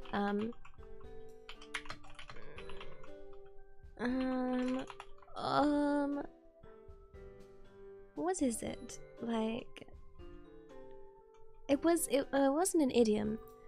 It was like, it was to do with arguments and like trying to convince someone, of an opinion that they've already like if someone has a strong opinion of something, they will look for they're more likely, they have that confirmation bias to be okay with arguments that are for it, and then to someone like that has built up a ton of confirmational bias, will be extremely difficult to convince. Oh no, that wasn't it. No. It was it's much easier to make someone believe something than it is to convince someone that they're wrong. So yeah, like to tell, because when you're telling someone they're wrong, they have this like innate like rebuttal to it, to be like, no, you're calling me wrong, like you're attacking me, you know, so that the magnitude of evidence required to prove someone wrong is going to be higher than it is to convince someone that something is like, to convince someone to believe something. Yeah, something like that. I don't know, it was really interesting. Okay, let me look for I've not heard this one. Wait, what's this one? What's this one? Good day. Yeah. This one interesting. Phew. Boom. Shape up or ship out. Yo, get shipped. Yo, what?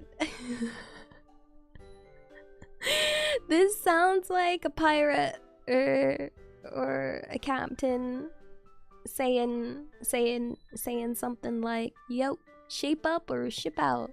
Shape up or work the plank, mate. Yeah, it's work better or leave. This is such a mean one.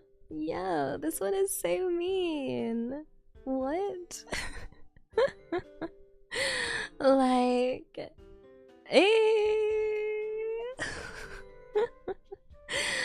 I don't know how I feel about this one. You know, sometimes people take a while to shape up. Don't just kick them out straight away. Like, that'd be so mean. Oh, I'm feeling, I don't even know what I have to shape up about, but just hearing it makes me, makes my heart go, oh, I'm scared, guys. I'll work hard. Please don't ship me out. Please. I'll work super hard. Please don't fire me. Thank you. Yeah. Oh, it is literally from it is literally from a ship. Yep. This phrase, shape up or ship out, came into use during World War II in the US Navy as an admonition to a sailor that he must either come up to the Navy standards or be transferred, perhaps to the brig. Yeah, no, that's literally, it's just, I guess now it had a literal meaning, which was very similar to its current meaning, which I guess makes sense. Where's the other one? I thought I just saw one. Like, yeah. Let's see. There's this one. This one's quite nice. Let's see. So there's this one. There's this one. Boom, boom, boom. Scuff. It's always darkest before the dawn. And this one means things are going to get better. I don't know how true this is. I don't know if it's actually darker before the dawn. I thought it'd be kind of lighter because the dawn is coming. I thought it'd be darker on like the night of a new moon and like in the middle. But is it actually darkest before the dawn? Is that actually true? Or is this idiom messing with me? Like, is it actually true? Like, yeah. Yeah, it means, yeah. I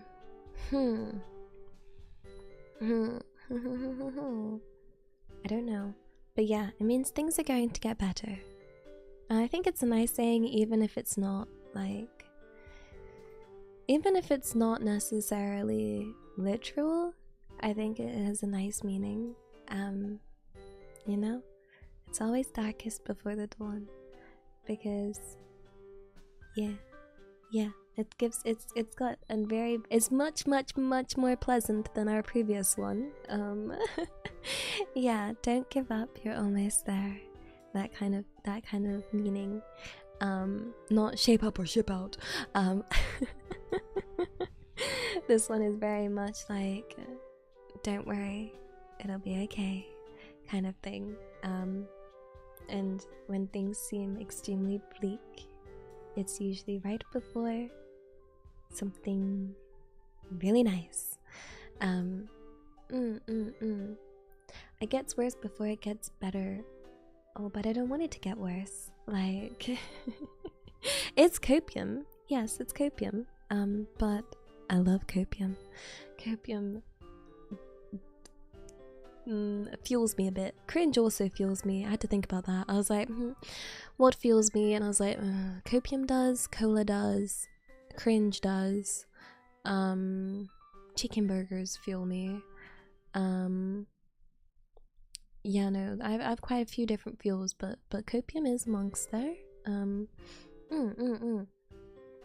But yeah, I mean, it's a nice saying. I think it's a nice meaning, and yeah.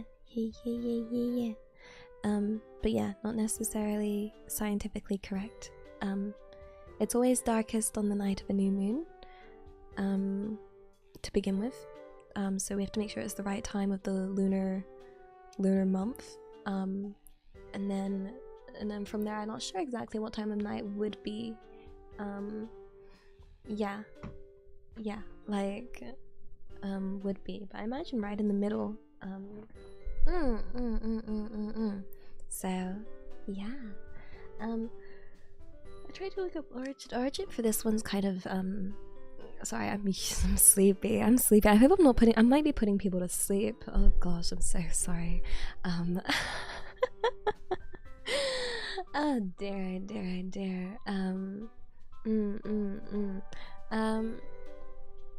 Oh, this one's interesting.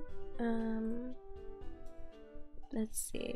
Wait, this one's wait, where's the other one I was looking at? This one I wanted to talk about because it doesn't make any sense, but I wanted to see what the origin was for this one. It's very chill. It's okay, yeah? It's okay. Okay, so this one is here's something straight from the horse's mouth. I've heard this one a lot. This one feels almost common. Surely the only thing you'd hear from the horse's mouth is neigh. Like, what else are you gonna hear from the horse's mouth? You're not gonna hear it from unless what you heard them say was neigh. Yeah. So this one means to hear it from the person, like, directly involved. So yeah, to hear something from the source. So like, this person said this, okay, but I want to hear it straight from the horse's mouth. So you want to hear it, like, you want to hear it from them. You don't want to hear it through the grapevine. That's another one. You don't want to hear it through the grapevine. Don't want to hear, which I guess is a good thing, because I don't like the idea of rumors and things, and yeah, people just taking personal, like, information and being like, oh, I see. But I want to be able to, like, yeah, it's quite good to avoid rumors. Rumors can be really mean when they're untrue, and they can really hurt the person that is the subject of the rumors. For me, I just think it's best to just be kind. I wouldn't want to say bad or spread any bad rumors about people. I don't think that's fair. Yeah, and so yeah. So let's see. Let's look up the origin of this one. So okay, I know the meaning. I want the. I need to put in the word origin at the end. My mother's friend's uncle, literally.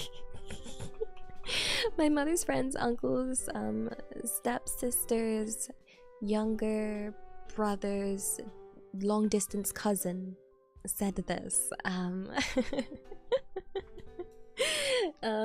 it's like, I feel like it's not gonna come through very. I feel like this information's gonna be slightly skewed. Yep. And oh my god, the amount of times I heard stuff like that from Mama Elia. Mama Elia would always be like, oh my god, I heard from blah blah blah blah blah blah blah blah blah blah, and I'd be like, okay, but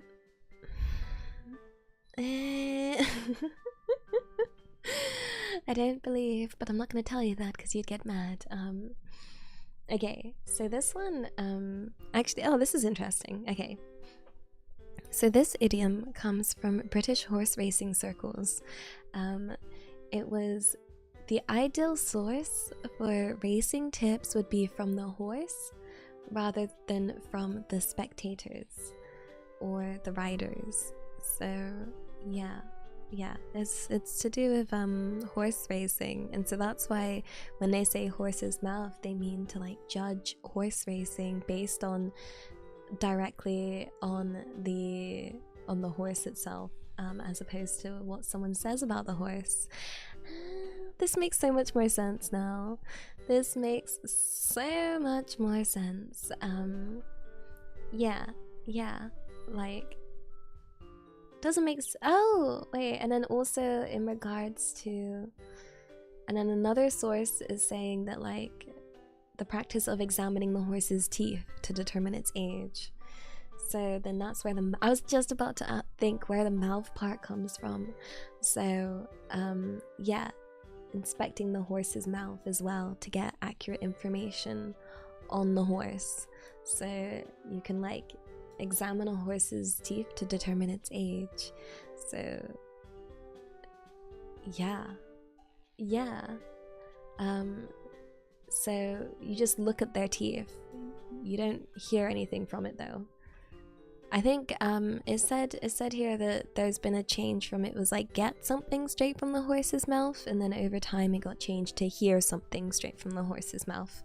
But the original one was get something straight from the horse's mouth, where it'd be getting the information on the horse from the horse's mouth originally, and then this saying grew into hear something straight from the horse's mouth. So this one's a really good example. I think this one's a really good example of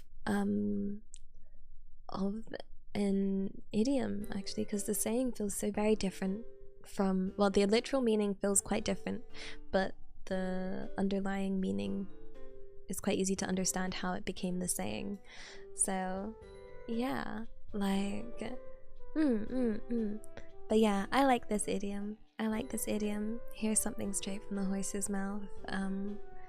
You know, what can also happen is like, you know, things can get misinterpreted, things can get misunderstood, things can be misconstructed, opinions can be applied to things. Like, there's so many different ways in which information can be changed that, yeah, getting things from a direct source is usually the best. But overall, I think that, I don't know, I'm just not a fan of I guess gossip, like, in terms of, you know, I wouldn't be one to spread anything or say anything. Just avoid saying bad things, I guess. You know? Like, yeah, like, that's the best way to do. Just be kind. Being kind is usually just the best thing to do. And so continue to be kind, I shall. And then the next one, I'll do the one. I think I'm supposed to put people in chat mention this because I did mention this at the start. Yeah. Also, like, oh gosh, like, people that, oh no, oh, I don't know where I'm going with that. It's like scary, like, it's scary how people can manipulate other people. I find that very, very, very, very, very, very scary. With like misconstructed information. Typically you'll encounter this if you know anyone that is narcissistic. You will have the unfortunate time of that. Yeah, so anyone that has gone through that, I feel for you. It is very, very difficult.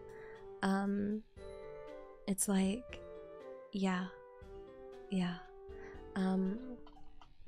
it's scary not knowing what rumors are spreading about you. That is the scary part. The scary part is if you hear that rumors are being spread about you and you didn't even know that rumors were being spread, and you're like, eh? Like, Kai, it scares me to think.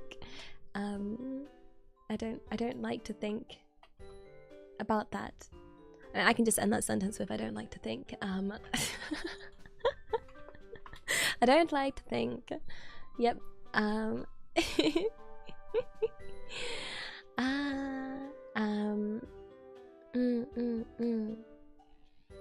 Okay, the next one is related.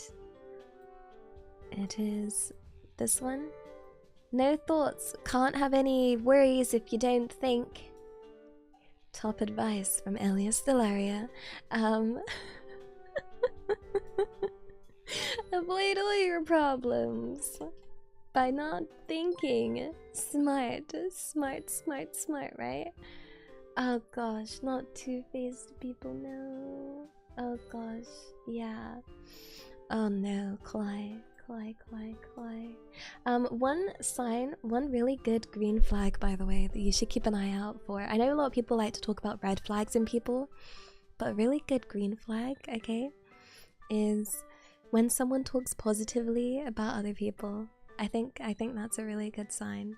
You know, like someone that doesn't just someone that when they do speak of other people says positive things about that person. That's a green flag you should look for. Yeah. Obviously the red flag is the opposite, someone that's always saying bad things about people, but that doesn't mean that we can still look on the bright side and think there's some good ones. Here we go. Don't look a gift horse in the mouth. This one I mentioned right at the start of stream. Yep. This one is let's see, let me look up the meaning, because like I didn't know this one. This one means to don't find fault with something that has been received as a gift or favor. Okay? So if someone gifts you something, don't look for faults in it. Yeah, don't complain about getting a gift. Yeah, that kind of thing. Be grateful, dang it, the blunt version. Hello. Yeah.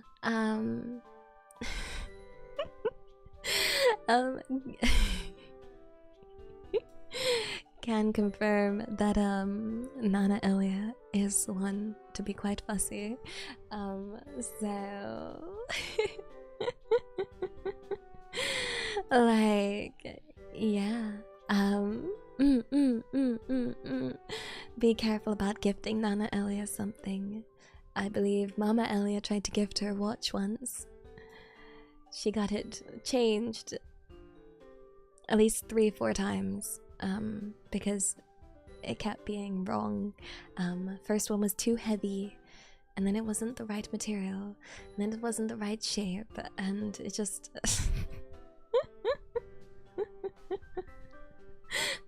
no mercy there. That gift horse was looked right in the mouth. Yeah, I hope you're having a good day. Now you! Yeah.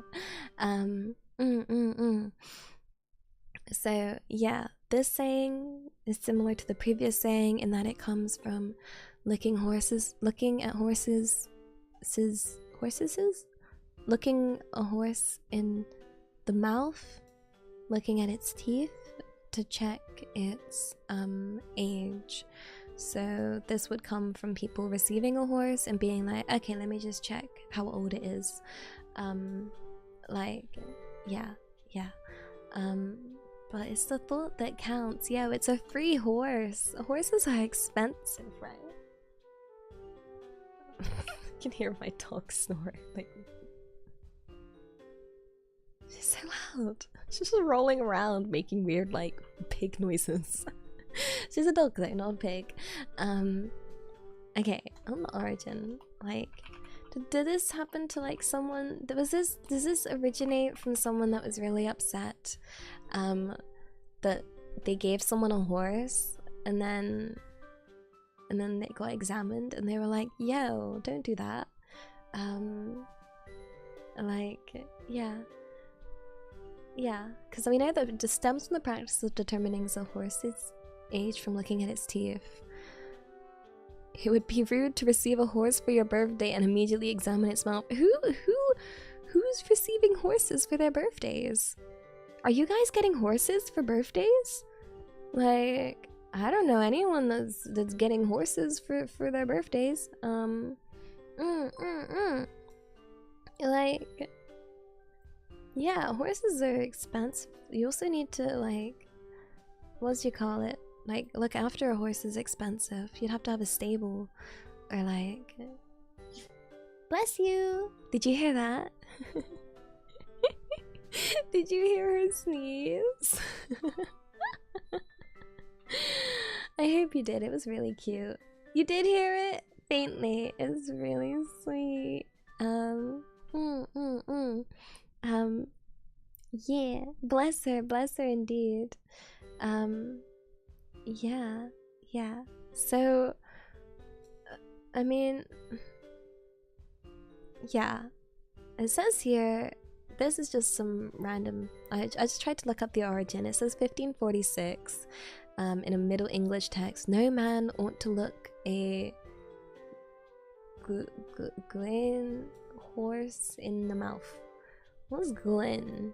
Gwen? Gwen? Gwen? Oh, I don't know. I don't know, but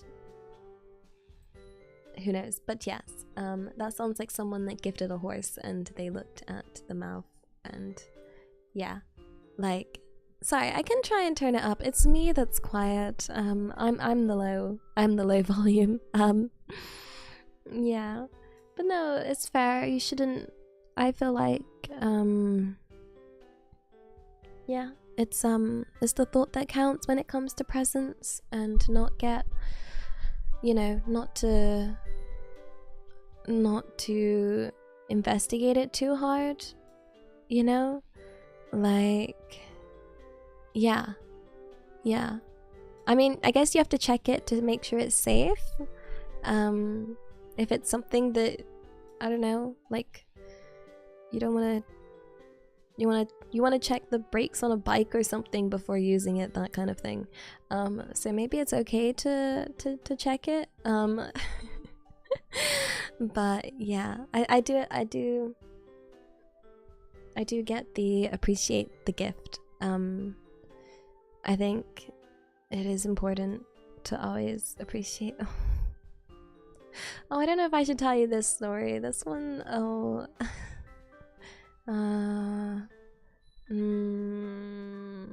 It's a Christmas story, so it's on theme, but it's pretty sad.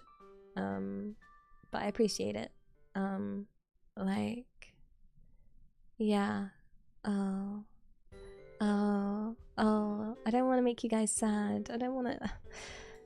It hasn't reached the point where I find it funny yet. I don't know if it will. It was basically like, I remember one Christmas was particularly bad for my family financially. And I remember being told when I was little, you're not going to be getting a Christmas stocking this year. And me being a small child, I was really upset because I really liked the Christmas stocking. Like I really like waking up to a little stocking full of little presents, and I thought, you know, maybe I'd been bad and I don't know, like, what had I done wrong, kind of thing. And then I think Mama Elia must have saw how sad I was. And I guess at the time, Mama Elia worked at this shop, and Christmas Day came along and I got my Christmas stocking, and that was the big surprise. It was like, I got a Christmas stocking, and I opened it up and I realized that, like, all the presents inside the stocking were the like, you know when you buy a magazine and you get like a free sample, what Mama Elia had done was she'd gotten the free samples from outdated magazines that the shop was gonna throw away, and made them the presents of that year. And I could tell what they were, and yeah, it was really sweet of her. And yeah, like, I wasn't gonna complain about the gift samples of anything. Like, magazines come with all sorts of like free gifts, so like, it could be like nail polish, it could be like a demo of a game, it could be like a little extract of a book, like, yeah, all that kind of thing. So yeah, that year we had that, and I just, yeah, I felt really bad that I'd asked for a Christmas stocking that year. I felt really bad, like, to have had, like, you know, I felt awful. I felt really bad because, like, I know that, like, she would have really wanted to get presents for me, and yeah, I didn't want her to resort to that, and but yeah, made sure I was very thankful for those gifts. So always be thankful. Yeah, you never know anyone's circumstances, so I think it's good. It was a sweet story. Hey, it's a good story for once. Oh, good. Yay.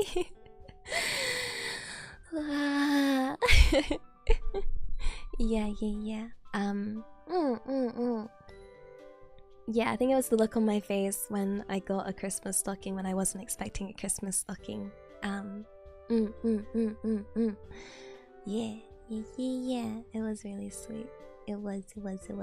Yeah. Okay, I'm gonna look through these idioms and see if there's any that I'm gonna read through them. We're not gonna discuss them, but we're gonna see if I can find any that I don't really know. Okay, no, the first one I just read, I have no idea. What? Wait, what? I've never heard this one before. Why is this one? I've just scrolled up to common. This isn't common, is it? Is it? What is this? What is this? A bird in the hand is worth 2 in the bush. What? What? What?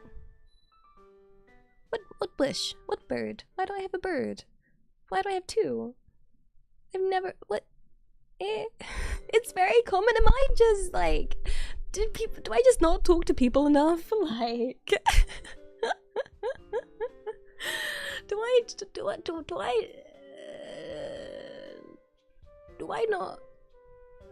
not? Like...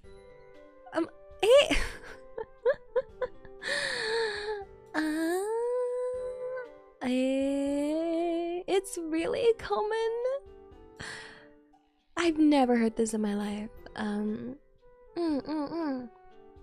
So this phrase apparently means what you have is worth more than what you might have later. I don't get it. I don't understand this idiom.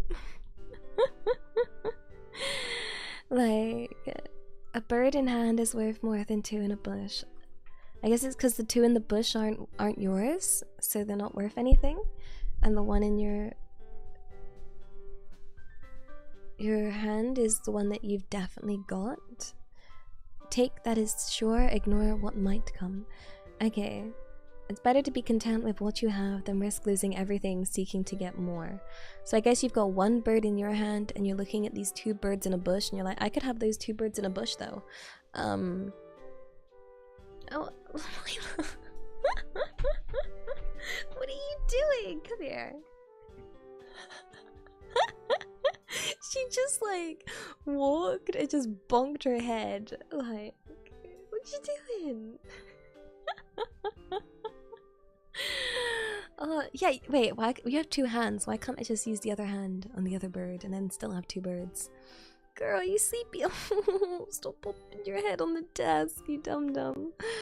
Oh, yeah. Wait, why do we want birds? That is the real question.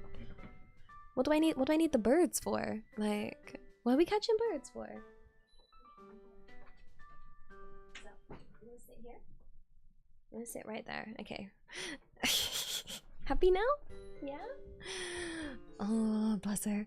Are we eating these birds? Are they chickens?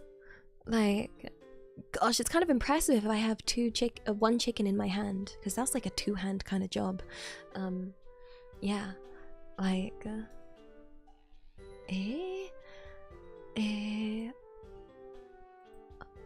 let's see. It's better to have a small secured advantage than the possibility of a bigger one. Okay, so this one's about playing safe. Okay. Origin. Who's this person that was catching birds? I need to know. Who's this bird catching person? Okay, here we go. The proverb has its origins in medieval falconry, where a falcon in hand, was more valuable than 2 in the bush. The prey. Oh, okay. Okay, I've done falconry. Yeah, can confirm. When I was at the zoo, I did falconry. I worked with birds of prey. Falcons are definitely the most exciting. You have to like spin this thing around and to make the falcon come down towards you and then spin it, and it's quite nice. Well, owls are really lazy, and I don't have a very commanding voice, apparently. Yeah. So falconry, like when it comes to a lot of birds of prey, yeah, like for owls, you just have to make sure they're hungry. They are very, very lazy animals. They will not move unless they are hungry. Literally, an owl can't be bothered. Like, an owl cannot be bothered to move. You have to keep an eye on its weight. So I always had to weigh the owls, and make sure that their weight was like a decimal point like lower, because if they're slightly full, they literally won't move. So yeah. But I always had troubles with the owls. And then I had the hawks. The hawks were okay, but again, hawks, I didn't have the commanding voice. I remember being told I don't sound like, I don't know, I need to sound more firm and be like here, but like instead of being like here, it'd be like, you know, like really big angry here. But yeah, no, falcons were definitely the funnest. I never got to do work with the eagle owl though, because that one was a bit too heavy for me, I guess. Not heavy, dangerous. Yeah. So like the claws of a Eurasian eagle owl can crush your skull. So it was like, you know, had to be very careful for that one. So I wasn't there long enough to get that experience, but it was fun with the other birds. Yeah. Do I sound commanding? Come here. Here. Here, if you really want this food, you can come here. No, I guess it's the kind of voice I'd use for my dog now. I just never used it, I didn't have a dog before, like, you know? So I was only ever used to, like, my cat, and you don't really command a cat around, like, you know? Have you ever tried commanding a cat? A cat's not gonna do it. While a dog, you have to, like, be like, sit, lie down, wait, and yeah, and like be more firm. Oh, she lied down. She's so good. Yeah, no, that explanation didn't really explain anything to me. Okay, a bird in the hands is worth more than two in the forest. Makes more sense than the bush. Like, it was originally written in Latin. There's other versions. Wait, it says possibly deriving from sources as old as ancient Middle East. With 6th century. A sparrow in my hand. No, a sparrow in thy hand is better than 1,000 sparrows flying. Because it's like your sparrow, I guess, and the ones flying aren't. I don't know. Yeah. It says synonyms is better an egg today than a hen tomorrow, or take the cash and let the credit go. I don't know what these are. Half a loaf is better than none. Something's better than nothing. Beggars can't be okay, these are all along the same lines. Yeah, so I guess it's more about like, yeah, just playing it safe. Which is good. I am one of the cautious. I'm definitely more on the more cautious side. I'm not a risk taker. The only risk that I've really taken, like big risk that I've ever taken, is becoming a VTuber. But that risk did pay off, so that was the biggest risk I've ever done. Everything else I've done in life has been cautious and on the safe side.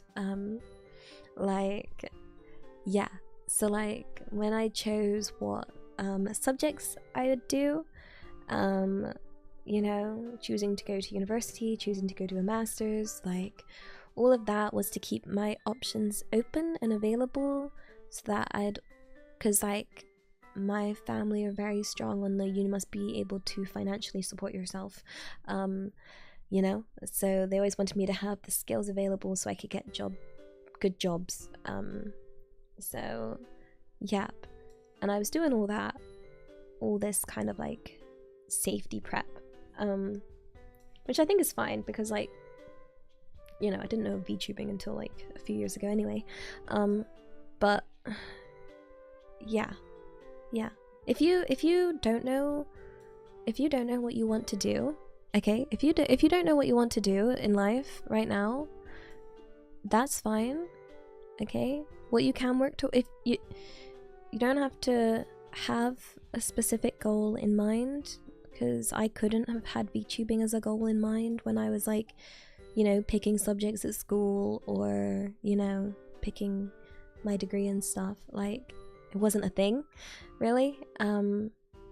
Just do, I guess, either something you're passionate in, or either, it depends on your situation. For me, I had to pick something that kept doors open, as many doors open as possible. That's what I just went for. And like, it was like, oh, what do you want to be when you're old? Like, this was later on, but like, we're talking a bit later, like, you know, trying to speak to like advisors and stuff about what to do for university. And it was like, you know, don't worry about the career, just think what doors, like, just try and keep as many doors as you can open, so that when you do figure it out, it's a bit easier to go that way. And I did figure it out, and I didn't go for any of those doors.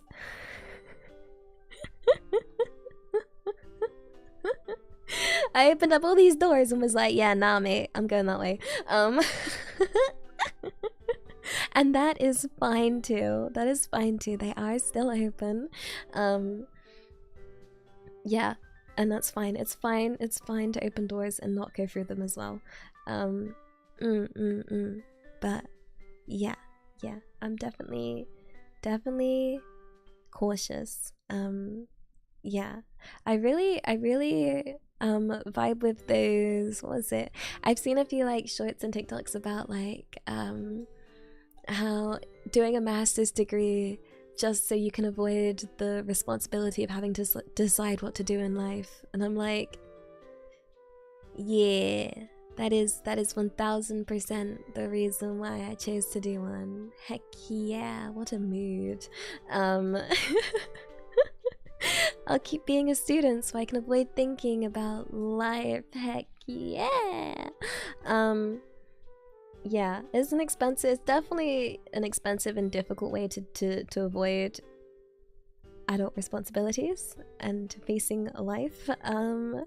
Yep, I don't know if I'd recommend it, but I did it, and yeah. And then I spent my whole, well, half of that time having my existential crisis about what I want to do after. Because I was like, oh no, I didn't buy myself much time. Master's degrees are only 1 year here, and that means I have to think of what to do.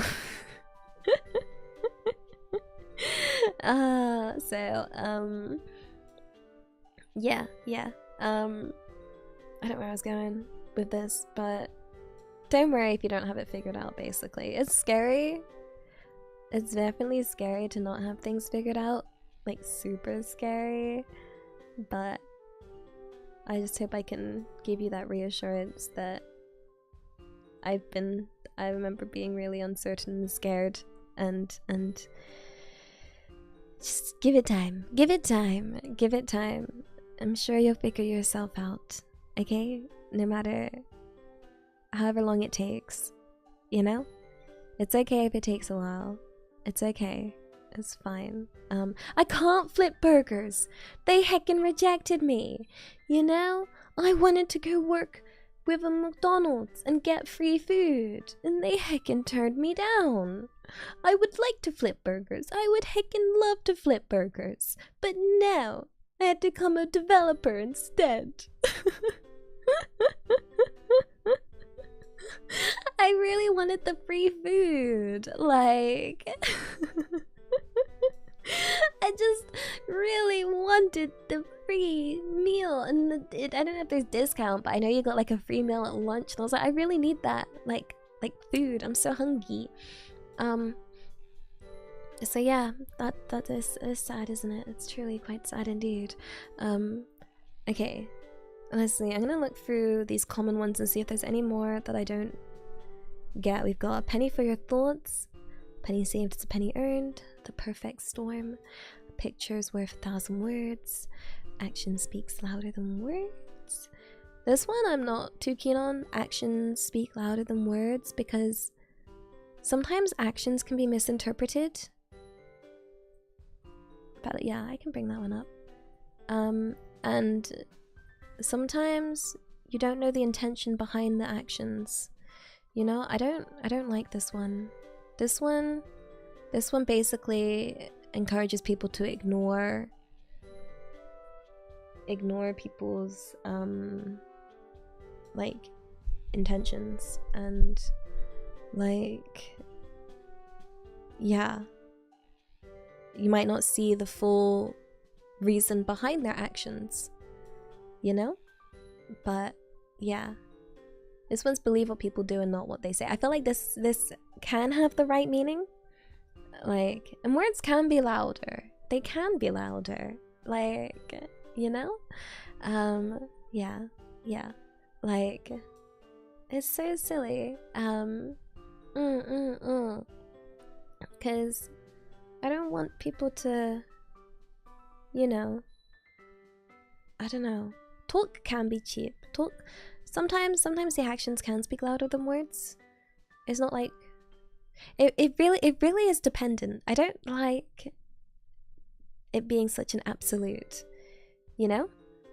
Like, yeah. It makes it seem like it is very variable on the situation. Like, they can often be louder. They can sometimes be misunderstood. Like, yeah. It's like, oh, there's the counter one. The pen is mightier than the sword. Yeah, although that one might be in the art of war, of like, you know, like information being the greatest weapon.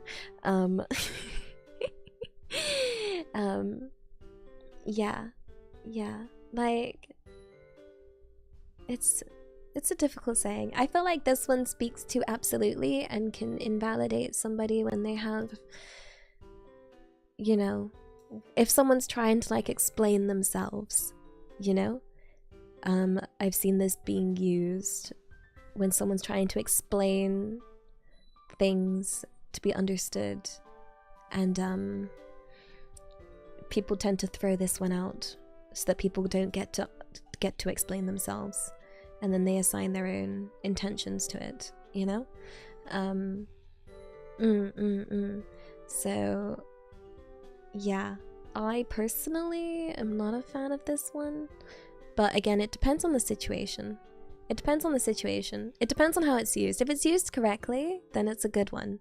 If it's used as just to make someone shut up and be like, nope, I'm not listening to your argument, or I'm not going to allow you to explain yourself, then it's like, then I don't like it.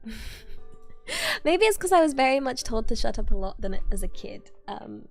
You know?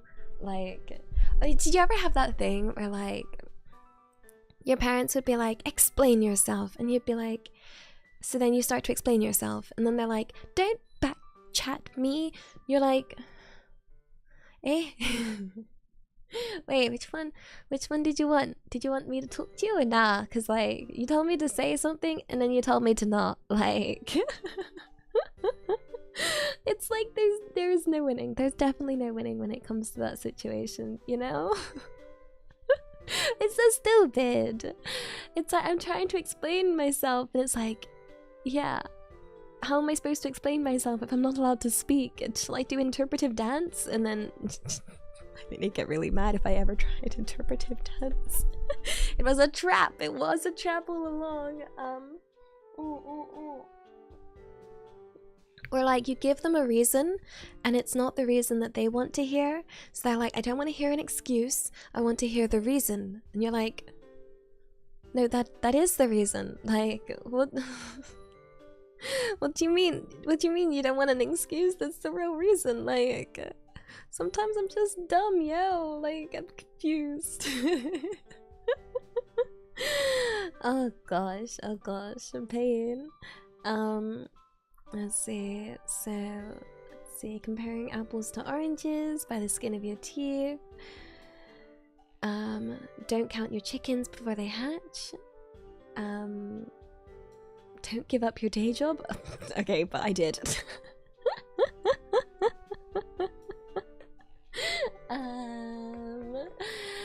Yep.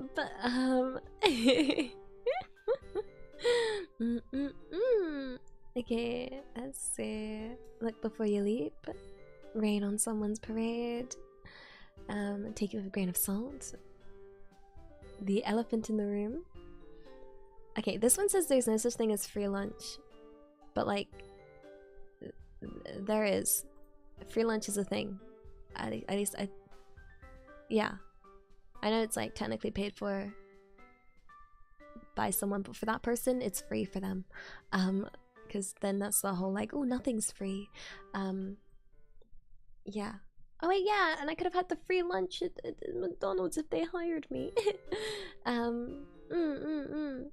You can't have your cake and eat it too. I don't like this. This one always confused me.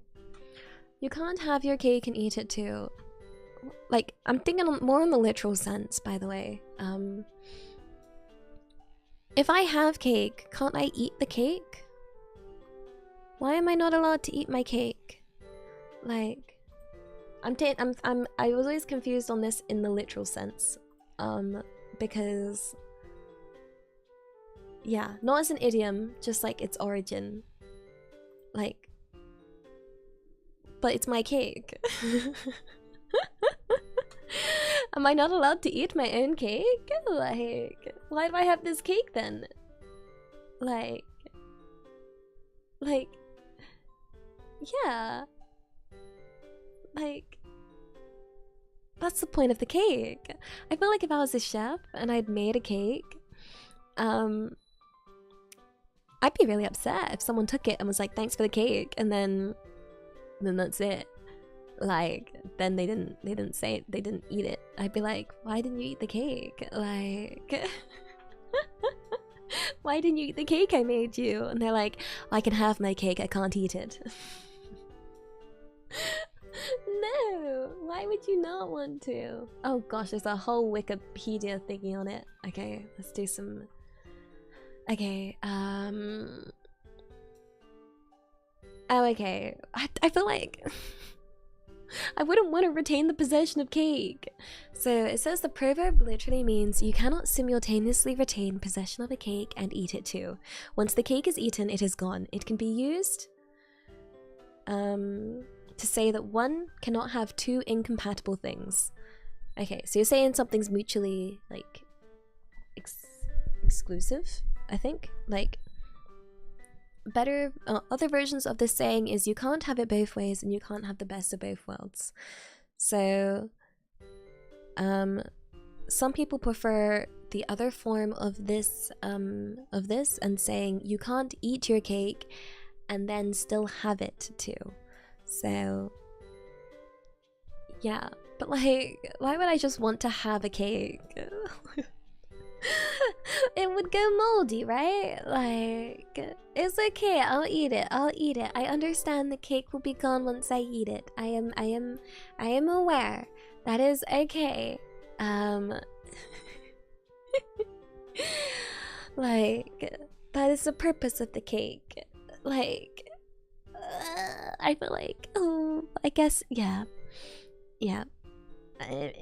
I get the saying. It gets used a lot. I feel like this one's quite used, like, it's used quite commonly. You can't have your cake and eat it too. You hear it in a lot of, like, I don't know, films and shows and stuff. And I remember all I ever think is, eat the cake. Eat the cake, do it. Eat the cake. Hey, cake's heckin' yummy, do it. Like, oh. Yeah, so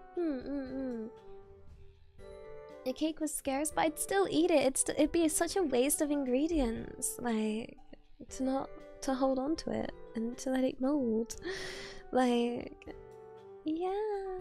Oh gosh. Oh wait, why is there so much on here? This article just keeps going. This is the longest one. Like when I've clicked on other Wikipedia articles for idioms, this one's definitely the longest one. This one has a whole section about cakeism.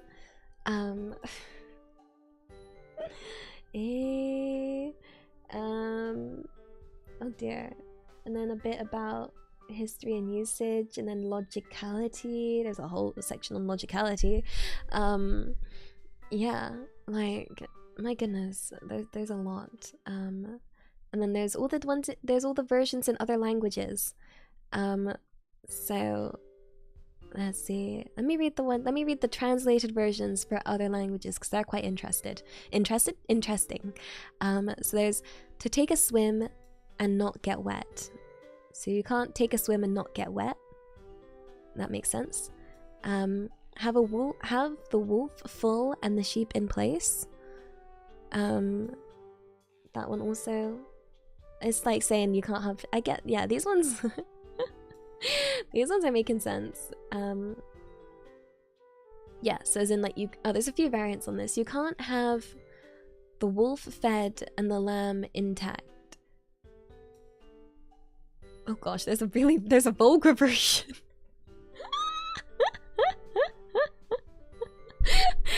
there's a really rude version underneath, yo.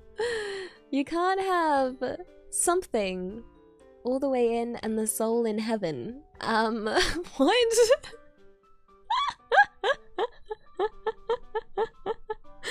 What? Yo, mate.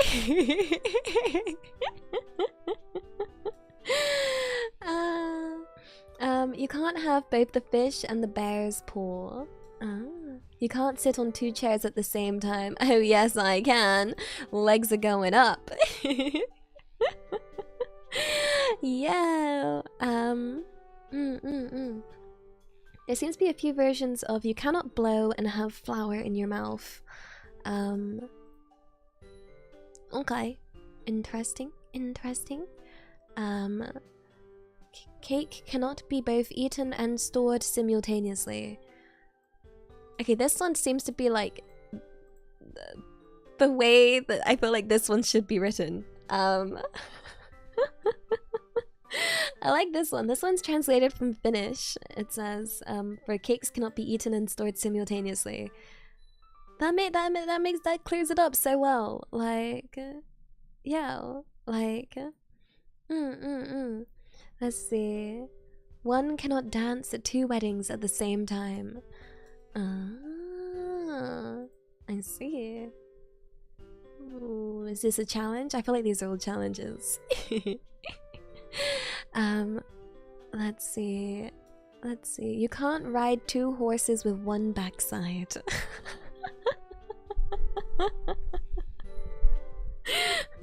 That I guess again, are these challenges?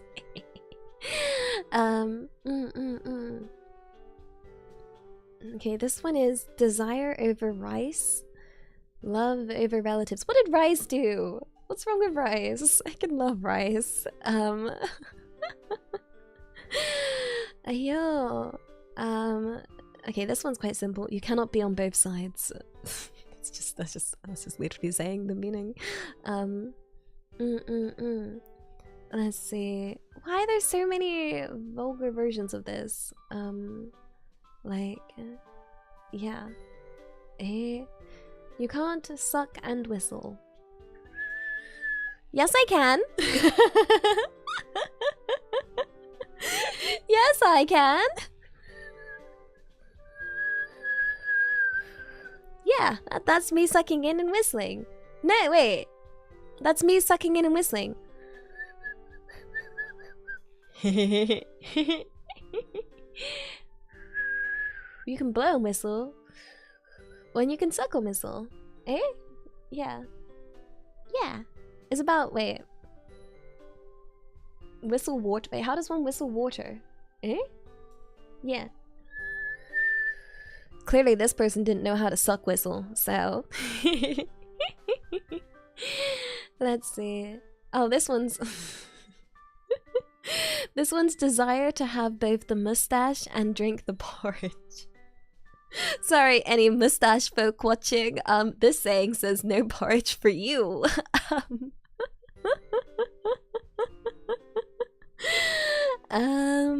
Yep, sorry. Sorry. Apparently that's impossible. Well.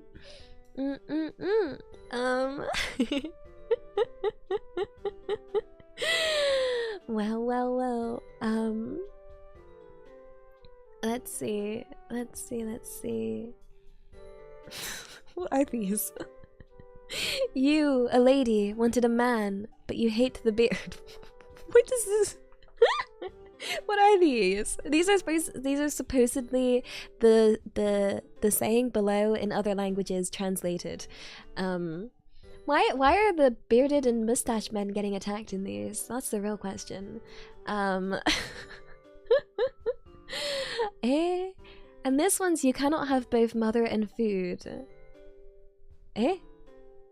What? Traditionally the mother prepares the food. I don't know, but I'm still feeling bad about the mustache folk not allowed to have porridge. Wanting both God and the dates. Guys, dates or God, pick your choice.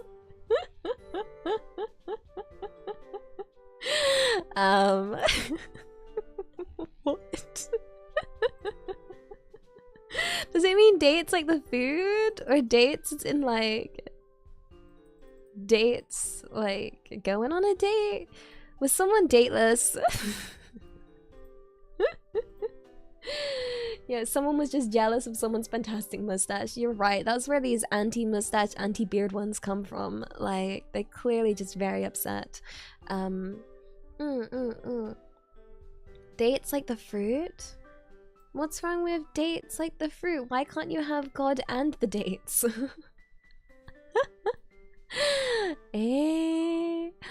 Why? To want the barrel full of wine and the wife drunk. Why is the wife drunk? Why is there a wife? Why is she drank a barrel of wine?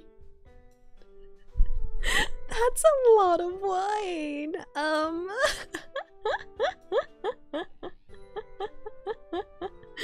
Damn, guys, apparently the wife can drink. She could drink a lot. She could drink a whole barrel of wine. Oh dear. Well. Choose, okay? Drunk or the barrel? No in between. No in between. Yep, you can't still have like well, actually no, this doesn't necessarily mean that she drank the whole barrel. Yeah, no, I'm taking this too literally. I just instinctively thought that she drank the whole barrel, but the key word here is full. You can still have a barrel of wine, it just won't be a barrel full of wine anymore. Yep. That makes more sense than the wife drinking the entire barrel. Sorry, it's the British in me. Okay, I'm kidding. To have a sweet in both of your hands. What's wrong with having a sweet in both hands? Can I not have a sweet in both hands? Like, yo, what? Is that not why we have two hands? To carry more sweets to eat? Like... Oh gosh, this one. Some of these I want to say them to you, but I'm like, no, they're too rude. They're funny though.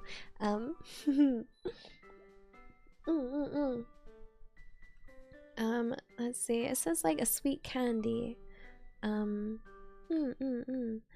But yeah. Let's see. Wash my fur, but don't get me wet. Oh, you know what would be a really good one that's not on here? When a dog wants to play fetch, but the dog doesn't want to drop the ball. Like, you know when like the dog brings it over and is like, yeah, play with me. And you're like, okay. Like, no ball. But only throw. And you're like, I can't play fetch if you don't give me the ball. Yeah, no take, only throw.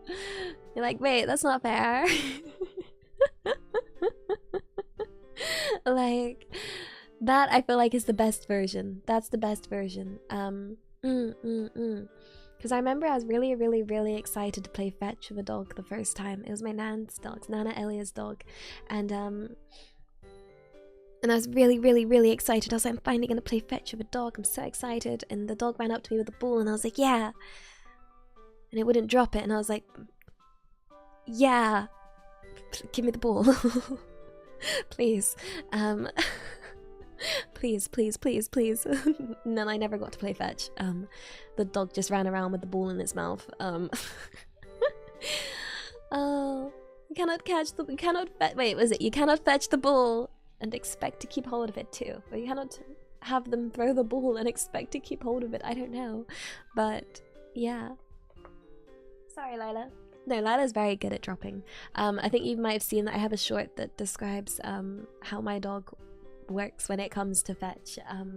So if you ever want to get anything from my dog and my dog's got something in her mouth, you have to say, can I have this please?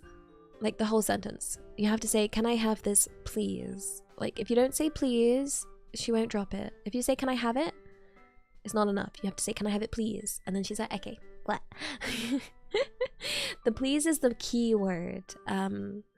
Yes. Otherwise, she'll be holding on to that.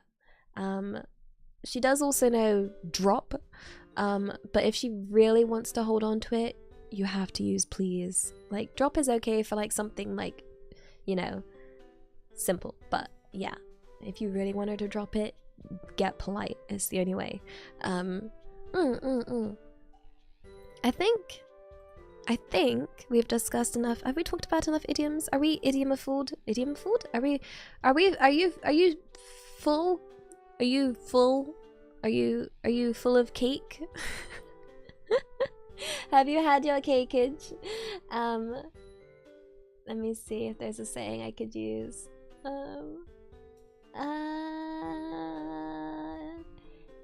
Shall we call it a day? Shall we call it a day? It's been almost 3 hours. Oh gosh, wait, I thought it was 2. Oh dear. Turns out call it a day is a saying. I'm just so used to saying that one. Yeah. We'll call it a day? We'll call it a day. Call it a day. Oh, that's such an effort to say though. Call it a day. Call it a day. Yes, well, better late than never. Blessing in disguise, a dime a dozen. Bite the bullet, break a leg. Easy does it. Let's get our acts together. It's not rocket science. To make a long story short, just kidding. To make a short story long, that's how I work. Yeah. And you can say that again. Why is that a idiom? That just, it doesn't... Oh. Because you don't actually want them to say it again. Okay. Guys, I'm realizing flaws in my knowledge. That's true, I agree. It means not... You can say it again. I mean, you could say it again. Says it again. You can say that again. Says it again. You can say that again. Oh, okay. Oh dear. Let me read some donos and supers I missed. I forgot to put up the pinned message. I'm so sorry. Yanoniki, arigato. They get me started on these bleeding midgets. They eat me alive. I hope that you're not getting too eaten. I hope that's an idiom and you're not literally getting eaten alive, because that sounds absolutely horrifying if it's literal. No. And anyone 1313 arigato. Eddie, here's my favorite modern saying. Ahem.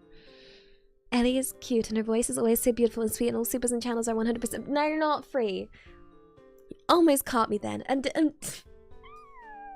no, I'm a mess. Okay, I'm a mess. I. And also, arigato again for the other super of Hayo Tommy-chan. How's my darling today?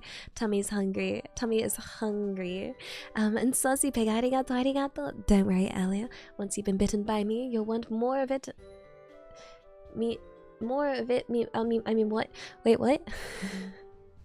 No, once bitten, twice shy. Yeah. I am shy. Have I been bitten? Many times. Mosquitoes. I don't think I've been bitten by anything else, though. Wait, what's the worst thing you guys have been bitten by? Do I want to know the answer? What's the worst thing? Been bitten by... I don't know. I don't know. I don't really know. Like... A human has a really bad bite. A cat? A salamander? Yo. Dog, cat, a lot of dog, cat. A salamander. I've never been bit by a salamander. That sounds cool though. You could become Salamander Man or person. I'm going off Spider-Man here. A penguin. Yo. Wait, a cat with rabies? Wait, no. No. Oh no, wait. I love how there's someone called Salamander in chat. Guys, watch out. Blue Salamander's gonna bite you. Oh gosh. Yo, no, I never got bit. Yeah, interesting fact about rabies. When it comes to the rabies vaccine, it doesn't necessarily prevent rabies, it slows it down.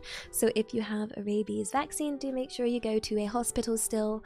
You will still need treatment more than likely. No, I've never been bit. I've looked after a few reptiles. Never been bit by any of them though. Like, my favorite were the iguanas. I like looking at. I would love an iguana, but I don't know how viable it is for me to have a pet iguana. I also don't know how my dog would feel if I got a pet iguana. But yeah, I always thought they were funny. Like, yeah. I always worry that like people might think my dog has rabies. She gets a bit of like a she makes a few little bubbles of her mouth, and I'm like, no, it's not rabies. She's just a bit weird. Should I get a pet iguana? No, wait, I should not. Yeah. I know. Anime one arigato. I'm sorry, Eddie, but I was truly mesmerized by your beautiful. Wait, what beautiful singing voice? I didn't do any singing. Wait, what? For a minute there, my finger slipped into the funny money button. What funny money button? Control yourself. Control your fingers. Oh dear. Oh, I didn't really sing Last Christmas though. It was more like saying the lyrics. I'm still trying to think what I've been bit by. If one of you bite me, then I can say a human, you know, unless you're not human, and then I could be like, yeah, I have an interesting thing I've been bit by. Yeah. One bite, please. Yeah. I know, Daddy Mosquito. Arigato.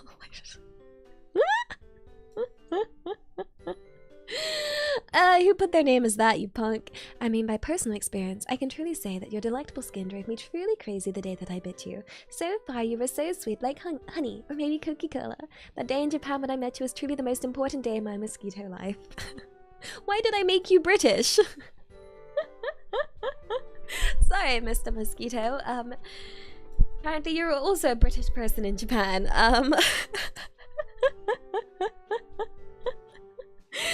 Oh dear. No, yeah, I made sure to keep insect repellent on in Japan as well. But it's okay in the cities. In the cities, you don't really find as many, right? And a nice pick. Arigato. Resist the manipulation. The page is telling me not to dono, so I shall. Nope. Listen to the page, please. And Kyle, arigato. They're complaining about gifts, Elia. 'Tis free money. No, it's not good. But I want you to look after yourself. Don't use my. What? That was a big sneeze. Oh dear. sorry. Oh dear, oh dear. Thank you for the blessings. Arigato. Oh dear, that was one of my bigger sneezes. I usually do a little sneeze. Sorry. I hope that wasn't gross. I'd call that one a big sneeze. No reverb on my sneeze. Imagine. Slap an echo on it. Oh dear, oh dear. Yeah. Anyone 13 arigato. Bless you, Lila, you cute nugget. Yeah. It's the opposite of gross, but sneezes are gross, no? Because they go like all the germs go at like super speed. It's yeah. Super speed. Yeah. I know. Anyone arigato, Eddie. It was truly a pleasure spending some time with a beautiful flower like you. But I need to get going to work now. I hope you have an amazing day, and I hope you have plenty of time to rest after this stream. So see you on the next one, my cute Elsie. Arigato. Have a wonderful time at work. Thank you. I'm a beautiful flower. I sometimes be like, I'm a delicate flower in as a saying. But I don't know as an actual saying, but it's something I say a lot in terms of I'm fragile and am easily bruised and will easily break. I am a delicate flower. And I do bruise very easily from like, oh gosh. I remember people being like, oh, where'd that bruise on your leg come from? I'm like, I walked into a chair. And they'd be like, but it happens so often. But like, I walk into chairs a lot, like for real. Like, oh gosh, this one place I used to work had this like one little stool that I always bashed my leg into, and it just kept happening, and I just never learned. But I am delicate flower, Dasho. Nick, arigato. This stream was super comfy. It's so relaxing chatting and chilling with you. I'm glad to hear. I hope the topic was okay. I wasn't sure whether it'd be interesting to like you guys as it is to me. I just sort of wanted to pick something I thought would be fun to talk about. Feels like any tension has left my body. Yay! Good luck with everything you're working on this week, and I hope you have a great time with Aura tomorrow too. Daisuki tayo. It was interesting.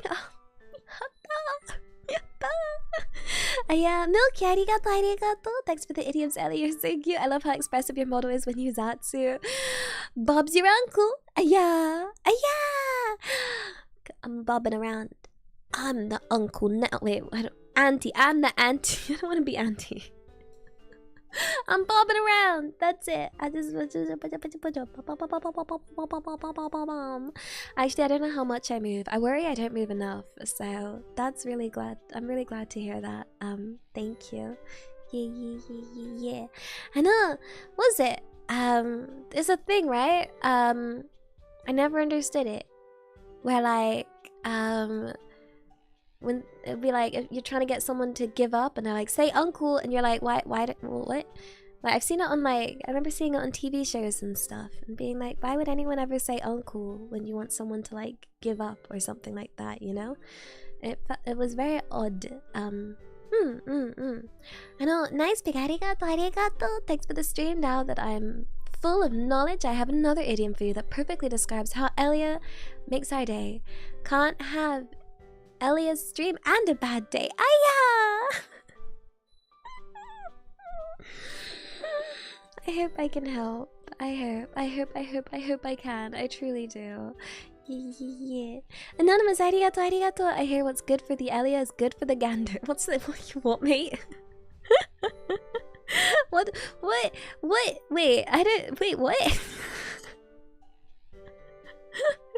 You what, mate? You what? You hacking what? Yeah. No, that's what. Not even one feeling arigato. Bless you, cutie.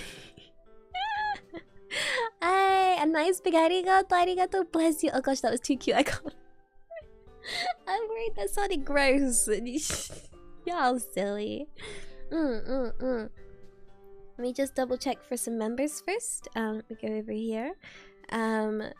The unknown. Arigato. Happy 1 month. Daisuki-dayo. It's interesting when some idioms have a simple meaning while others are complex. That is what I find fascinating. Like looking through some of them and being like, oh, it's simple. And then looking at some that I thought were simple and then being like, oh no, it's complicated. Like, ips.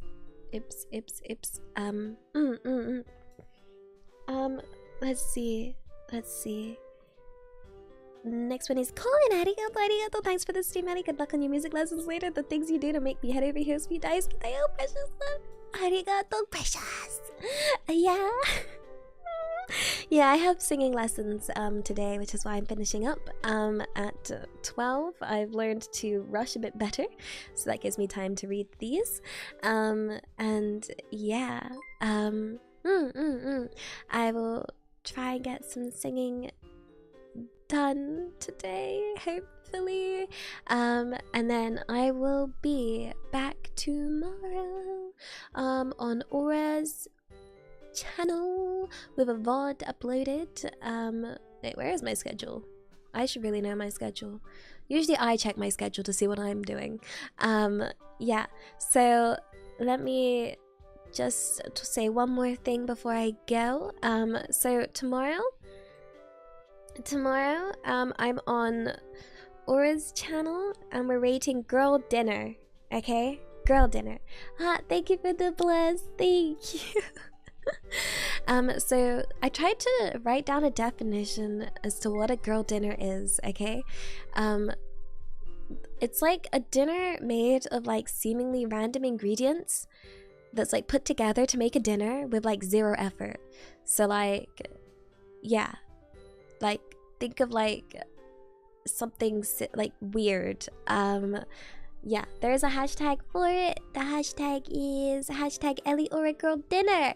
I'm looking forward to seeing what dinners you guys have. Don't worry, if you're not girl, you're allowed to make girl dinner.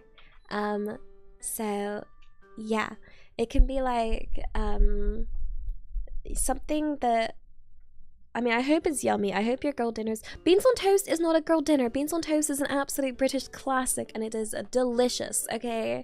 Like, I feel like girl dinner is verging on like a student dinner. You know, like when you're a student, you're like, oh, I gotta make something. What have I got? What can I piece together to make something yummy? You know? So, I think, yeah, it's almost like student dinner. Girl dinner has got a very good overlap with student dinner. So I'm looking forward to seeing your girl dinners if you want to be there. If not, I am back on Thursday, which will be Thanksgiving, where we will celebrate Thanksgiving by giving thanks to all the memes under hashtag meme Elia. And we have a lot to get through, so that will be a nice big stream, so bring snacks. And we will be going through an absolute ton. Yeah, I've never celebrated Thanksgiving, so this will be my first form of celebrating Thanksgiving, so I look forward to celebrating that with you guys. Yeah. And anonymous, arigato. Fun bird fact: geese are so curious it leads to the idiom, what's good for the goose is good for the gander. It's also why gander means a look. A gander is a male goose. Oh, that is a fun bird fact. Thank you. That is a fun fact. Yeah. Yo. I like that. But yes, for now, it is a... Well, it's not a bye-bye, because I don't like bye-byes. And thank you for spending this morning with me. I appreciate it a lot. I really, really do. Especially when I do random topics. I'm kind of worried that like it might be lame or boring. So I really appreciate that a lot. So yeah, thank you. And I hope you enjoyed this morning's smooth jazz radio. But yeah, for now, it is a. This will see you later. Daisuki da yo. Daisuki, daisuki, daisuki. Let's go have some cake and eat it. Let's go.